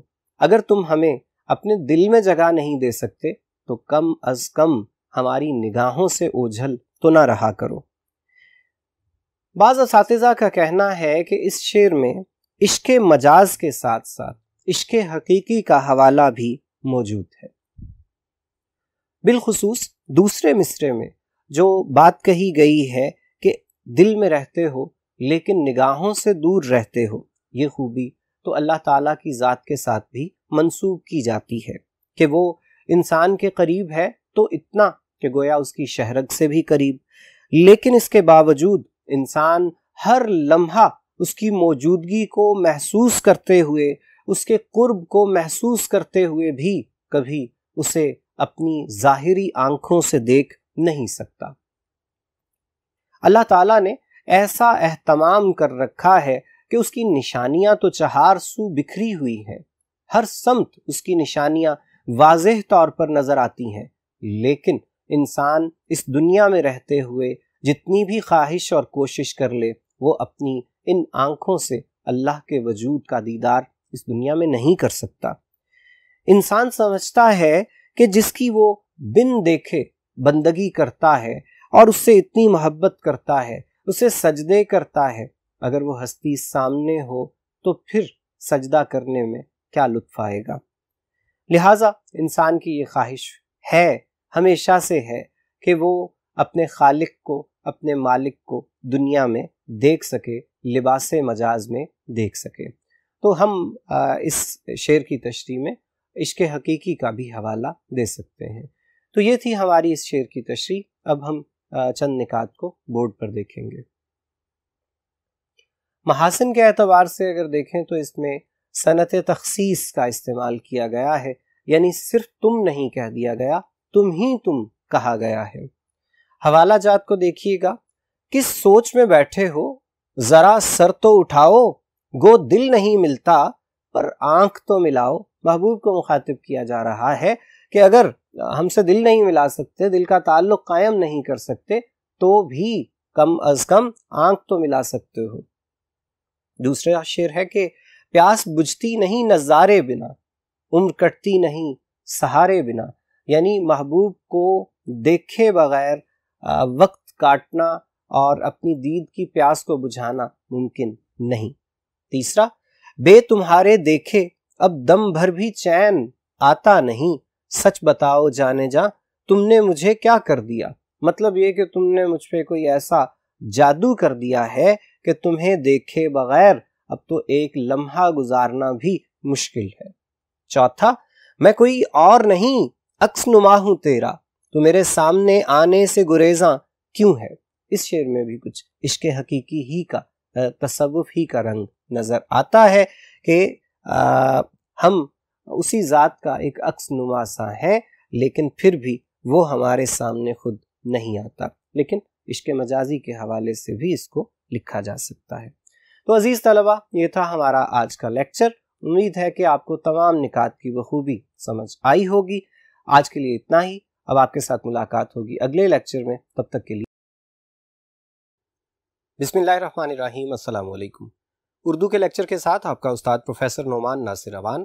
ہم پڑھ رہے ہیں مرزا غالب کی دوسری غزل، اور آج اس کا تیسرا لیکچر آپ لوگ دیکھ رہے ہیں۔ 5واں شعر ہے، یہ فتنہ آدمی کی خانہ ویرانی کو کیا کم ہے، ہوئے تم دوست جس کے دشمن اس کا آسماں کیوں ہو۔ اس کا دوسرا مصرع تو ایک ضرب المثل کی سی حیثیت رکھتا ہے، بہت مشہور مصرع ہے۔ شعر کا مفہوم کچھ یوں بنتا ہے کہ میرے دوست، تمہاری اس تباہ کن دوستی کے بعد مجھے کسی دشمن کی ضرورت نہیں۔ غالب محبوب کو مخاطب کرتے ہوئے کہتے ہیں کہ محبوب، تو بے وفا ہے، تو ہرجائی ہے، تو سنگ دل ہے۔ اول تو محبوب کسی سے محبت کرتا نہیں ہے، اور اگر وہ کسی پر مہربان ہو جائے، بلکہ کہنا چاہیے کہ اگر شومی قسمت وہ کسی پر مہربان ہو جائے تو اس کی یہ مہربانی اس شخص کے لیے کسی فتنے سے کم نہیں ہے۔ یہ عنایت بھی کسی غریب عاشق کی خانہ بربادی ہی کا باعث بنے گی۔ محبوب جفا شیار ہے، اور اس کی عادت ایسی ہے کہ وہ چند روز تو محبت کا کھیل کھیلتا ہے، مگر اس کے بعد پھر اپنے عاشق کو بیچ راستے ہی میں چھوڑ دیتا ہے، اور پھر کسی اور کے دل کے ساتھ کھیلنا شروع کر دیتا ہے۔ نتیجہ کیا نکلتا ہے کہ پہلے والا عاشق، پہلے والا صاحب دل ساری عمر اس کی اس بے وفائی پہ روتا ہی رہتا ہے۔ کہتے ہیں کہ جو محبوب کی دوستی کا شکار ہو جائے، اس پر اتنی مشکلیں پڑتی ہیں کہ آسمان سے اس کے خلاف کسی بلا کو، کسی مصیبت کو اترنے کی ضرورت ہی نہیں رہتی۔ اردو کی کلاسیکی شاعری میں عشق میں آنے والی مشکلات کو آسمان سے منسوب کرنا ایک قدیم روایت رہی ہے۔ گویا آسمان ایک ایسا کردار ہے کہ جو کسی کو خوش نہیں دیکھنا چاہتا، جب اور جسے جہاں چاہے جیسے چاہے اپنے جبر و ستم سے تباہی اور بربادی کا شکار کر دیتا ہے۔ لیکن اس شعر میں شاعر کا یہ کہنا ہے کہ اسے تو آسمان سے اترنے والی کسی بلا، کسی تباہی کا قطعاً کوئی خوف ہے ہی نہیں، کیونکہ اس کی دشمنی کے لیے تو اس کا محبوب ہی کافی ہے۔ یہ ہے بھی امر واقعہ کہ دنیا میں کوئی بڑے سے بڑا دشمن بھی انسان کو اس قدر نقصان نہیں پہنچا سکتا جتنا کوئی دوست پہنچا سکتا ہے، کیونکہ دوست کے بارے میں یہ سمجھا جاتا ہے کہ وہ انسان کی تمام خوبیوں، خامیوں، کمزوریوں، کوتاہیوں سے سب سے بہتر طور پر آگاہ ہوتا ہے۔ لہٰذا جب کبھی وہ نقصان پہنچانے کے درپے ہو جاتا ہے تو اتنا نقصان کوئی دشمن پہنچا ہی نہیں سکتا۔ اور یہاں تو معاملہ ہے محبوب کا کہ محبوب کے پاس تو ہماری سب سے بڑی کمزوری ہے، اور وہ کمزوری ہے محبوب کے لیے ہمارا عشق، ہماری محبت۔ تو غالب کی یہ بات سمجھ میں آتی ہے کہ وہ اگر یہ کہہ رہے ہیں کہ میرے محبوب، جو نقصان تو نے پہنچایا ہے ایسا نقصان تو مجھے کوئی دشمن بھی پہنچا نہیں سکتا تھا۔ تمہاری دوستی میں جو دن دیکھے ہیں ایسے دن تو کبھی کسی دشمن کی دشمنی میں بھی دیکھنے نہیں پڑے۔ تو اس شعر کو محبوب کے مظالم کے حوالے سے اگر دیکھا جائے تو بھی بات مناسب ہے، اور اگر اس کو ہم دوستوں کے حوالے سے دیکھیں تو بھی بات انتہائی مناسب نظر آتی ہے۔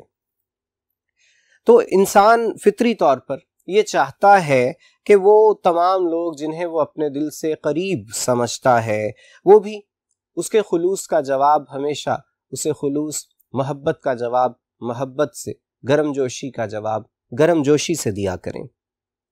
انسان کو دشمنوں کی جانب سے اگر کبھی کچھ دکھ، صدمے اٹھانے پڑیں تو اسے پریشانی ہوتی ہے، مگر اس پر دکھ نہیں ہوتا، اس پر افسوس نہیں ہوتا، کیونکہ دشمن کا تو کام ہی دشمنی کرنا ہوا کرتا ہے، دشمن کا تو کام ہی یہ ہے کہ وہ نقصان پہنچائے۔ تاہم اگر انسان کو آ کر تیر لگے اور جب وہ مڑ کر دیکھے تو اس پر حقیقت یہ کھلے کہ یہ تیر تو اس پہ اس کے دوستوں ہی کی جانب سے برسائے گئے ہیں، انہی میں سے تیر اسے لگے ہیں، تو صدمہ بڑھ جاتا ہے۔ ایسی صورت میں پھر انسان کے پاس آسمان کو اور دشمنوں کو اور قسمت کو، حالات کو ذمہ دار قرار دینے کا انتخاب بھی نہیں رہتا۔ پھر تو اسے یقین ہو جاتا ہے کہ یہ اپنے ہی ہیں کہ جنہوں نے مجھے یہ نقصان پہنچایا ہے، اور اس کا نتیجہ یہ نکلتا ہے کہ انسان ایسی تخریب، ایسی توڑ پھوڑ کا شکار ہو جاتا ہے کہ وہ سمجھتا ہے کہ اب تو موت آئے تو ہی کچھ تسکین پہنچے گی، وگرنہ دوستوں نے، محبوب نے تو ایسا صدمہ پہنچایا ہے کہ جیتے جی اب یہ زخم بھرنے والا نہیں ہے۔ غالب کا کہنا ہے کہ ہم نے یہ سن رکھا تھا کہ آسمان جس کی دشمنی پکڑ لیتا ہے اسے تباہ و برباد کر کے چھوڑتا ہے، لیکن اب ہم پہ یہ حقیقت کھلی ہے کہ آسمان تو محض بدنام ہے۔ اے میرے محبوب، جس طرح کے ستم ایجاد کرنے کی صلاحیت تو رکھتا ہے، جیسی جفا کرنے کی صلاحیت تجھ میں ہے، ایسی تو کوئی اور کر ہی نہیں سکتا۔ جیسی صورت تیرے ظلم کی ہے ایسی کسی اور کے ظلم کی صورت ہو ہی نہیں سکتی۔ جیسا عمر بھر کا صدمہ اور غم اور دکھ تو دیتا ہے، ایسا انعام کسی اور سے مل ہی نہیں سکتا۔ لوگ تو ان مظالم کے بارے میں سوچ بھی نہیں سکتے میرے محبوب، جو مظالم تو عام طور پر معمول کے مطابق اپنے عاشقوں پہ کیا کرتا ہے۔ تو ایسا فتنہ برپا کرتا ہے کہ غالب کا کہنا ہے کہ فرد ہی نہیں، خانہ برباد ہو جاتا ہے، گھر کے گھر برباد ہو جایا کرتے ہیں۔ تو اس شعر سے یہ ظاہر ہو رہا ہے کہ شاعر کی محبوب سے وابستہ توقعات پوری نہیں ہو سکیں، نامراد رہیں، اور اسے اب ایسا لگتا ہے کہ محبوب کی بے اعتنائی نے اسے برباد کر کے رکھ چھوڑا ہے۔ اب کچھ ایسی صورت اسے نظر نہیں آتی کہ اس کے حالات سنور سکے، کیونکہ محبوب کا وہ تغافل کبھی بھی اس کی توجہ میں التفات میں تبدیل ہوتا نظر نہیں آتا۔ تو غالب محبوب کو تانا سا دیتے ہوئے نظر آتے ہیں۔ یہ تھی اس شعر کی تشریح۔ آئیے اب کچھ نکات کو بورڈ پر دیکھتے ہیں۔ محاسن کے اعتبار سے دیکھیے تو اس میں صنعت تضاد کا استعمال کیا گیا ہے۔ دوست اور دشمن یہ متضاد الفاظ ہیں۔ اور حوالہ جات میں دیکھیے، دیکھا جو کھا کے تیر کمی گاہ کی طرف، اپنے ہی دوستوں سے ملاقات ہو گئی۔ مطلب یہ کہ جب تیر لگا تو اندازہ تو یہی تھا کہ کسی دشمن نے مارا ہوگا، لیکن پلٹ کے دیکھا تو اپنے دوستوں سے ملاقات ہو گئی۔ حفیظ جالندھری کا مشہور شعر ہے، لیکن یہاں پہ ایک وضاحت کرتا چلوں کہ یہ شعر آپ لوگوں نے شاید اس طرح سے سن رکھا ہوگا کہ دیکھا جو تیر کھا کے کمی گاہ کی طرف، تو اس کی بڑی سختی سے تردید حفیظ خود کیا کرتے تھے اور بتاتے تھے کہ دیکھا جو کھا کے تیر، یعنی اس صورت میں اس شعر کو پڑھا اور لکھا جانا چاہیے۔ دوسرا ہے، جب سے عاشق ہوئے تمہارے ہم، لگ گئے گور کے کنارے ہم، یعنی محبوب کی محبت میں مبتلا ہونے کے بعد اب تو ہم قریب المرگ ہو چکے ہیں۔ تیسرا، دشمنی نے سنا نہ ہوئے گا جو ہمیں دوستی نے دکھلایا، مطلب یہ کہ دشمن تو وہ کر ہی نہیں سکتے انسان کے ساتھ برا جو دوستوں نے اور دوستی نے ہمارے ساتھ کیا ہے۔ چوتھا، بنا گلاب تو کانٹے چبھا گیا ایک شخص، ہوا چراغ تو گھر ہی جلا گیا ایک شخص، مطلب یہ کہ ہم جس کے بارے میں سمجھ رہے تھے کہ یہ ہمیں فائدہ پہنچائے گا، اس شخص نے ہمیں ہر طریقے سے نقصان ہی پہنچایا ہے۔ تو یہ تھا ہمارا شعر نمبر 5۔ اب ہم شعر نمبر 6 کی تشریح کے لیے اگلے بورڈ پہ چلتے ہیں۔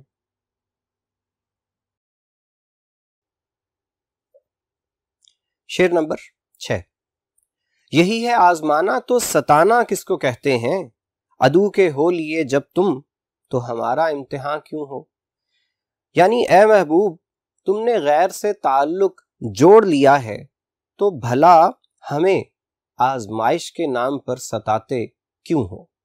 غالب اس شعر میں محبوب کو مخاطب کرتے ہوئے کہتے ہیں کہ جب تم نے رقیب سے عہد و پیمان کر لیے ہیں، جب تم نے یہ سوچ ہی لیا ہے کہ تمہارا تعلق اب فقط اسی کے ساتھ رہے گا، تو پھر ہمیں کیوں ستا رہے ہو؟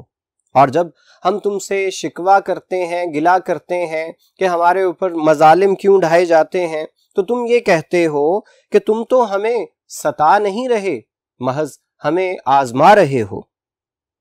تم یہ کہتے ہو کہ تم ہماری محبت کا محض امتحان لے رہے ہو، حالانکہ حقیقت کیا ہے تم خود بھی بخوبی جانتے ہو کہ تمہارے اس رویے کو آزمانا نہیں کہا جا سکتا، بلکہ یہ صاف صاف ستانا ہی ہے۔ شاید تم چاہتے ہو کہ تمہارے ستانے سے بیزار ہو کر، تنگ آ کر ہم کوئی ایسی بات کہہ دیں کہ جسے تم ہماری گستاخی قرار دے کر ہمارے ساتھ تعلق قطع کر سکو۔ مطلب تم کسی بہانے کی تلاش میں ہو۔ اگر تمہیں ہماری اور ہماری محبت کی ضرورت نہیں رہی تو پھر ہمیں آزماتے کیوں ہو؟ جسے تم آزمانے کا نام دیتے ہو، آزماتے کیوں ہو؟ کیونکہ جس سے تعلق رکھنا نہ ہو، جس سے معاملہ کرنا نہ ہو، بھلا اس کا امتحان کون لیتا ہے؟ راہ چلتے کا امتحان نہیں لیا جاتا، امتحان تو اسی کا لیا جاتا ہے جس سے تعلق قائم رکھنا ہو۔ ہمارے ساتھ تعلق ختم کرنا ہو تو امتحان لینے کی تو ضرورت ہے ہی نہیں، اصل میں تو تم ہمیں ستا رہے ہو۔ واضح طور پر نظر آ رہا ہے کہ غالب اس شعر میں محبوب سے دو ٹوک بات کر رہے ہیں کہ تعلق تو تم رقیب سے بڑھا رہے ہو، نوازشیں تو تم ہمارے دشمنوں اور مخالفوں پہ کرتے ہو، لیکن جب کبھی امتحان لینے کی باری آتی ہے تو رقیب کے بجائے امتحان فقط ہمارا ہی لیتے ہو۔ ایسی صورت میں تو تمہاری نگاہ صرف ہم ہی پہ پڑتی ہے۔ یاد رکھو، آزمایا اسے جاتا ہے کہ جس کے ساتھ معاملہ رکھنا ہو، تعلق قائم کرنا ہو، جس سے تعلق جوڑنا نہ ہو، تعلق کو قائم رکھنا نہ ہو، اس کو آزمایا بھی نہیں جاتا۔ جب تم نے یہ فیصلہ کر لیا ہے، ارادہ کر لیا ہے کہ تم ہم سے تعلق فسخ کرنا چاہتے ہو اور تم رقیب سے تعلق جوڑنا چاہتے ہو، تو پھر ہمیں آزمانے کا مطلب کیا ہوا بھلا؟ تو پھر آزماؤ بھی اسی کو جس کے ساتھ تعلق جوڑنا ہے۔ ہم بھی تو دیکھیں کہ تم رقیب کو کیسے آزماؤ گے۔ ہم یہ تو ہرگز گوارا نہیں کر سکتے کہ تم رقیب سے ہنس ہنس کے باتیں کیا کرو، اور جب ہم اس کو دیکھ کے آگ پہ لوٹا کریں اور تم سے گلا شکوہ کریں تو تم یہ کہہ دو کہ تم تو ہمیں آزما رہے تھے۔ رقیب کے اوپر مہربانی کرنا ہماری آزمائش تھی۔ ہم اگر تم سے یہ کہتے ہیں کہ اس کے ساتھ تو بے تکلفی کا اظہار کرتے ہو، تو تم ہمیں شکی مزاج ہونے کا اور بدگمان ہونے کا طعنہ دیتے ہو۔ یہ سلسلہ آخر کب تک چل سکتا ہے؟ ایک نہ ایک وقت تو ایسا آتا ہی ہے اے میرے ستم ایجاد محبوب کہ جب انسان بیزار ہو جاتا ہے۔ اب ہم اسی کیفیت کو پہنچ چکے ہیں کہ تو غیر سے باتیں کرے اور ہم دیکھتے رہیں، ایسا اب مزید تو ہم سے ہو نہیں پائے گا۔ عاشق بیچارے کی قسمت ایسی ہی ہوا کرتی ہے کہ اس کا کاسہ ہمیشہ خالی ہی رہا کرتا ہے۔ وہ ہر قسم کی مصیبتیں، ہر قسم کی آزمائشیں سہتا ہے، خاموشی سے ان تمام مراحل سے گزرتا ہے، مگر جب دیکھتا ہے کہ محبوب تو اس کی جانب دیکھنے کا بھی روادار نہیں اور اس کی تمام عنایات تو صرف رقیب کے اوپر ہی وارد ہو رہی ہیں، وہ سمجھتا ہے کہ میرے اوپر اس قدر نامہربانی کرنے والا میرے مقابلے میں محبوب کے اوپر تو ہمیشہ مہربان ہی ہوا کرتا ہے، اس پہ تو صدقے واری جا رہا ہوتا ہے۔ تو فطری طور پر جیسا کہ غالب کر رہے ہیں، وہ شکوہ کر ہی بیٹھتا ہے، اور جب وہ شکوہ کرتا ہے تو جواب کیا ملتا ہے؟ محبوب انتہائی سادگی سے جواب دیتا ہے کہ رقیب کے اوپر ان تمام عنایات کا مقصد اسے خوش کرنا نہیں بلکہ تمہیں آزمانا ہے، تمہاری محبت اور تمہارے صبر کا امتحان لینا ہے۔ شاعر محبوب کو مخاطب کرتے ہوئے کہہ رہے ہیں کہ اگر تم آزمانا چاہتے ہو، امتحان لینا چاہتے ہو، دیکھنا چاہتے ہو کہ کون سا عاشق سچا اور کون سا جھوٹا ہے، تو عشق کے تمام دعوے داروں کو بلا لو اور برابر کی آزمائش کرو سبھی کی۔ یہ تو مناسب نہیں ہے کسی سے کبھی امتحان ہی نہ لیں، کیونکہ امتحان لینے کا طریقہ تو یہی ہوا کرتا ہے کہ جتنے بھی امیدوار ہوں سب کے لیے برابر کا پرچہ بنایا جاتا ہے، اور پھر دیکھا جاتا ہے کہ کون اس پرچے میں کیسی کارکردگی کا مظاہرہ کرتا ہے۔ تو اگر میرے محبوب تمہیں آزمائش ہی کرنی ہے تو فقط ہماری آزمائش نہ کرو بلکہ رقیب کا بھی برابر کا امتحان لو۔ کسی امیدوار کا پرچہ آسان اور کسی کا مشکل بنانا یہ تو انصاف کے تقاضوں کو پورا نہ کرنے والی بات ہے۔ انصاف سے کام لو اور رقیب پر مہربانی چھوڑو اور فقط ہمیں ستانا چھوڑو۔ مہربانی کرنی ہے تو بھی دونوں پر کرو، ستانا ہے تو بھی دونوں کو ستاؤ، آزمانا ہے تو بھی دونوں کو آزماؤ۔ یوں تو ہمارے لیے اس یک طرفہ تعلق کو نبھانا تم مشکل تر بناتے جا رہے ہو۔ شاعر کو اس بات کا یقین ہے کہ اگر محبوب نے مساوی طور پر امتحان لینے کا ارادہ کر لیا تو رقیب امتحان میں ناکام نہیں ہوگا بلکہ وہ امتحان سے فرار ہو جائے گا۔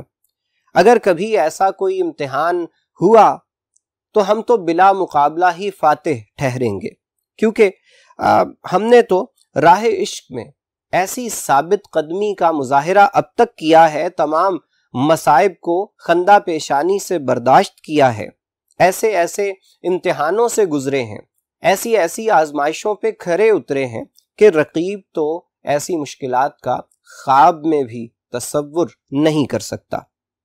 مگر میرے سنگ دل محبوب، میرا یہ تمام باتیں تم سے کہنا تو محض ایک تصوراتی، ایک خیالی بات ہے۔ حقیقت تو یہ ہے کہ تم کبھی بھی ہم سے اور رقیب سے مساوی سلوک کرو گے ہی نہیں، اس لیے کہ تم تو پہلے ہی سے ہمارے مخالف ہو اور دل و جان سے رقیب کے ہو چکے ہو۔ ہمیں بے وفائی کا اتنا شکوہ تم سے نہیں ہے، ہمارا اصل شکوہ تو یہ ہے کہ تم بے وفائی کرتے ہو، ظلم و ستم کرتے ہو، اور اسے نام آزمائش کا دے دیتے ہو، اسے امتحان کا نام دے دیتے ہو۔ پھر وہی بات کہ جن سے کوئی تعلق رکھنا نہیں ہوتا ان کو آزمایا نہیں جاتا، آزمایا تو ان کو جاتا ہے کہ جن سے تعلق رکھنا ہے۔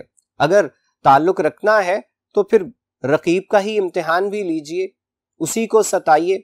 ہمارے اوپر تمام ظلم ڈھانا اور اس کے بعد اسے آزمائش اور امتحان کا نام دے دینا، یہ تو بہت دیر تک گوارا نہیں کیا جا سکتا۔ تو عزیز طلبہ، یہ تھی ہمارے چھٹے شعر کی تشریح۔ آئیے بعض نکات کے لیے بورڈ کو دیکھتے ہیں۔ محاسن کے حوالے سے بات کیجئے تو اس میں ایک ہی مصرعے میں دو ہم قافیہ الفاظ کا استعمال کیا گیا ہے۔ پہلے مصرعے میں آزمانا اور ستانا۔ حوالہ جات کو دیکھیے گا، ہو چکا قطع تعلق تو جفائیں کیوں ہوں، جن کو مطلب نہیں رہتا وہ ستاتے بھی نہیں۔ مطلب جس کے ساتھ تعلق ختم ہو جائے اس کے بارے میں کوئی یہ نہیں کہتا کہ میں اس کو ستاؤں گا یا میں اس کو آزماؤں گا، تعلق ختم تو ختم۔ دوسرا شعر ہے کہ جن سے منظور وفا ہے وہ جفا بھی ان سے، مجھ سے کچھ کام نہیں ہے تو ستاتے کیوں ہو۔ پھر وہی بات ہے کہ جس سے تعلق رکھنا ہے آزمائش بھی اسی کی ہونی چاہیے، ناز نخرے بھی اسی کو دکھانے چاہیے۔ اگر ہمارے ساتھ تعلق ہی ختم کر دیا ہے تو پھر ہماری آزمائش بھی نہیں ہونی چاہیے، ہمیں ستایا بھی نہیں جانا چاہیے۔ تیسرا، غیر سے شکایت ہو، غیر تو نہیں ایسا، آپ ہی سے شکوہ ہے آپ ہی کے بارے میں۔ مطلب میں رقیب کے بارے میں کیا شکوہ کروں گا، رقیب نے تو میرا کچھ نہیں بگاڑا، جو بگاڑا ہے محبوب وہ تم ہی نے بگاڑا ہے۔ چوتھا، رقیبوں سے ہے دوست داری تمہاری، نبھے گی نہ ہرگز ہماری تمہاری۔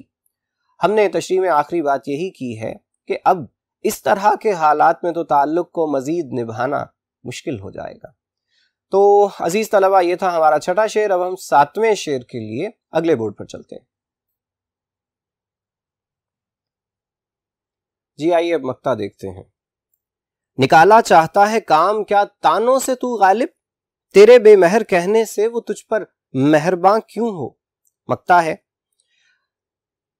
غالب کہتے ہیں کہ پوری غزل میں تانے ہی دیے ہیں محبوب کو، تان و تشنیع کے نشتر چلائے ہیں، اسے احساس دلانے کی کوشش کی ہے کہ میرے محبوب تم ہمارے اوپر ستم ہی ڈھاتے چلے جا رہے ہو، ایک حد ہوتی ہے، اس کے بعد تو انسان کی برداشت ختم ہو جاتی ہے۔ تو آخری شعر میں یعنی مقطع میں غالب اپنے ہی آپ کو مخاطب کرتے ہوئے کہتے ہیں کہ غالب تم نے پوری غزل میں محبوب کو بہت تانے دیے ہیں، کیا تم یہ سمجھتے ہو کہ تم محبوب کو ظالم اور بے وفا جفا شیار کہو گے تو اس سے تمہارا کام بن جائے گا؟ کیا ایسا ہو سکتا ہے کہ کسی کو بے وفا کہیے تو وہ با وفا ہو جائے؟ کیا ایسا ہو سکتا ہے کہ کسی کو بے مہر کہیے تو اس کے نتیجے میں وہ مہرباں ہو جائے؟ یقیناً ایسا ہو نہیں سکتا۔ انسان کی فطرت ہی کچھ ایسی ہے کہ اگر اسے تانے دیے جائیں تو وہ اس کے برعکس ہی عمل کرتا ہے، جبکہ یہاں تو کسی عام انسان کی بات ہی نہیں ہو رہی، یہاں تو بات ہو رہی ہے محبوب کی، جو پہلے ہی انتہائی مغرور اور گھمنڈی فطرت کا ہوا کرتا ہے۔ اسے تو اپنے حسن پہ اور اپنے عشاق پہ زام ہوا کرتا ہے۔ تو یہ کیسے ممکن ہے کہ غالب تو محبوب کو تانے مہنے دے اور اس کے بعد تو یہ توقع کرے کہ محبوب تجھ پہ مہربان ہو جائے گا؟ تو یہ عزیز طلبہ اس کا مقطع تھا، جس کے بارے میں ہم پہلے بھی بات کر چکے کہ پیپر میں اس شعر کے آنے کے امکانات نہ ہونے کے برابر ہوا کرتے ہیں، کیونکہ اس میں تخلص استعمال کیا ہوتا ہے اور شاعر کے نام کا اس سوال میں ایک نمبر ہوا کرتا ہے، اس لیے بالعموم پیپر سیٹرز اس شعر کو شامل نہیں کرتے۔ بہرکیف آپ کو اس کا مفہوم ضرور یاد ہونا چاہیے، ویسے بھی ہمارے نصاب کا حصہ ہے تو اس کو دیکھنا مناسب ہے۔ تو آئیے اس کے حوالے سے ایک حوالہ ہم نے لکھ رکھا ہے یہاں پہ۔ دھمکیاں دیتے ہو تم جذبہ دل کی اے داغ، بندہ پرور یہ محبت میں حکومت کیسی۔ یعنی مرزا خان داغ اس میں اپنے آپ کو مخاطب کرتے ہوئے یہ کہہ رہے ہیں کہ تم محبوب کو یہ دھمکیاں دے رہے ہو کہ میں تو بڑا سچا عاشق ہوں۔ وہ کہتے ہیں کہ تمہیں یہ حق کس نے دے دیا کہ تم محبت کرتے ہو اور محبوب کے اوپر حکومت کرنے کی کوشش کرو، اسے اپنی مرضی کے مطابق چلانے کی کوشش کرو. یہی بات کچھ غالب بھی اس مقطع میں بیان کر رہے ہیں. تو عزیز طلبہ، غالب کی غزلیات کا ہمارا یہ آخری لیکچر تھا. امید ہے آپ کو تمام نکات کی بخوبی سمجھ آئی ہوگی اور آپ امتحان میں بہت اچھی تشریح لکھ کے اچھے نمبر حاصل کر سکیں گے. ہمیں اجازت دیجیے.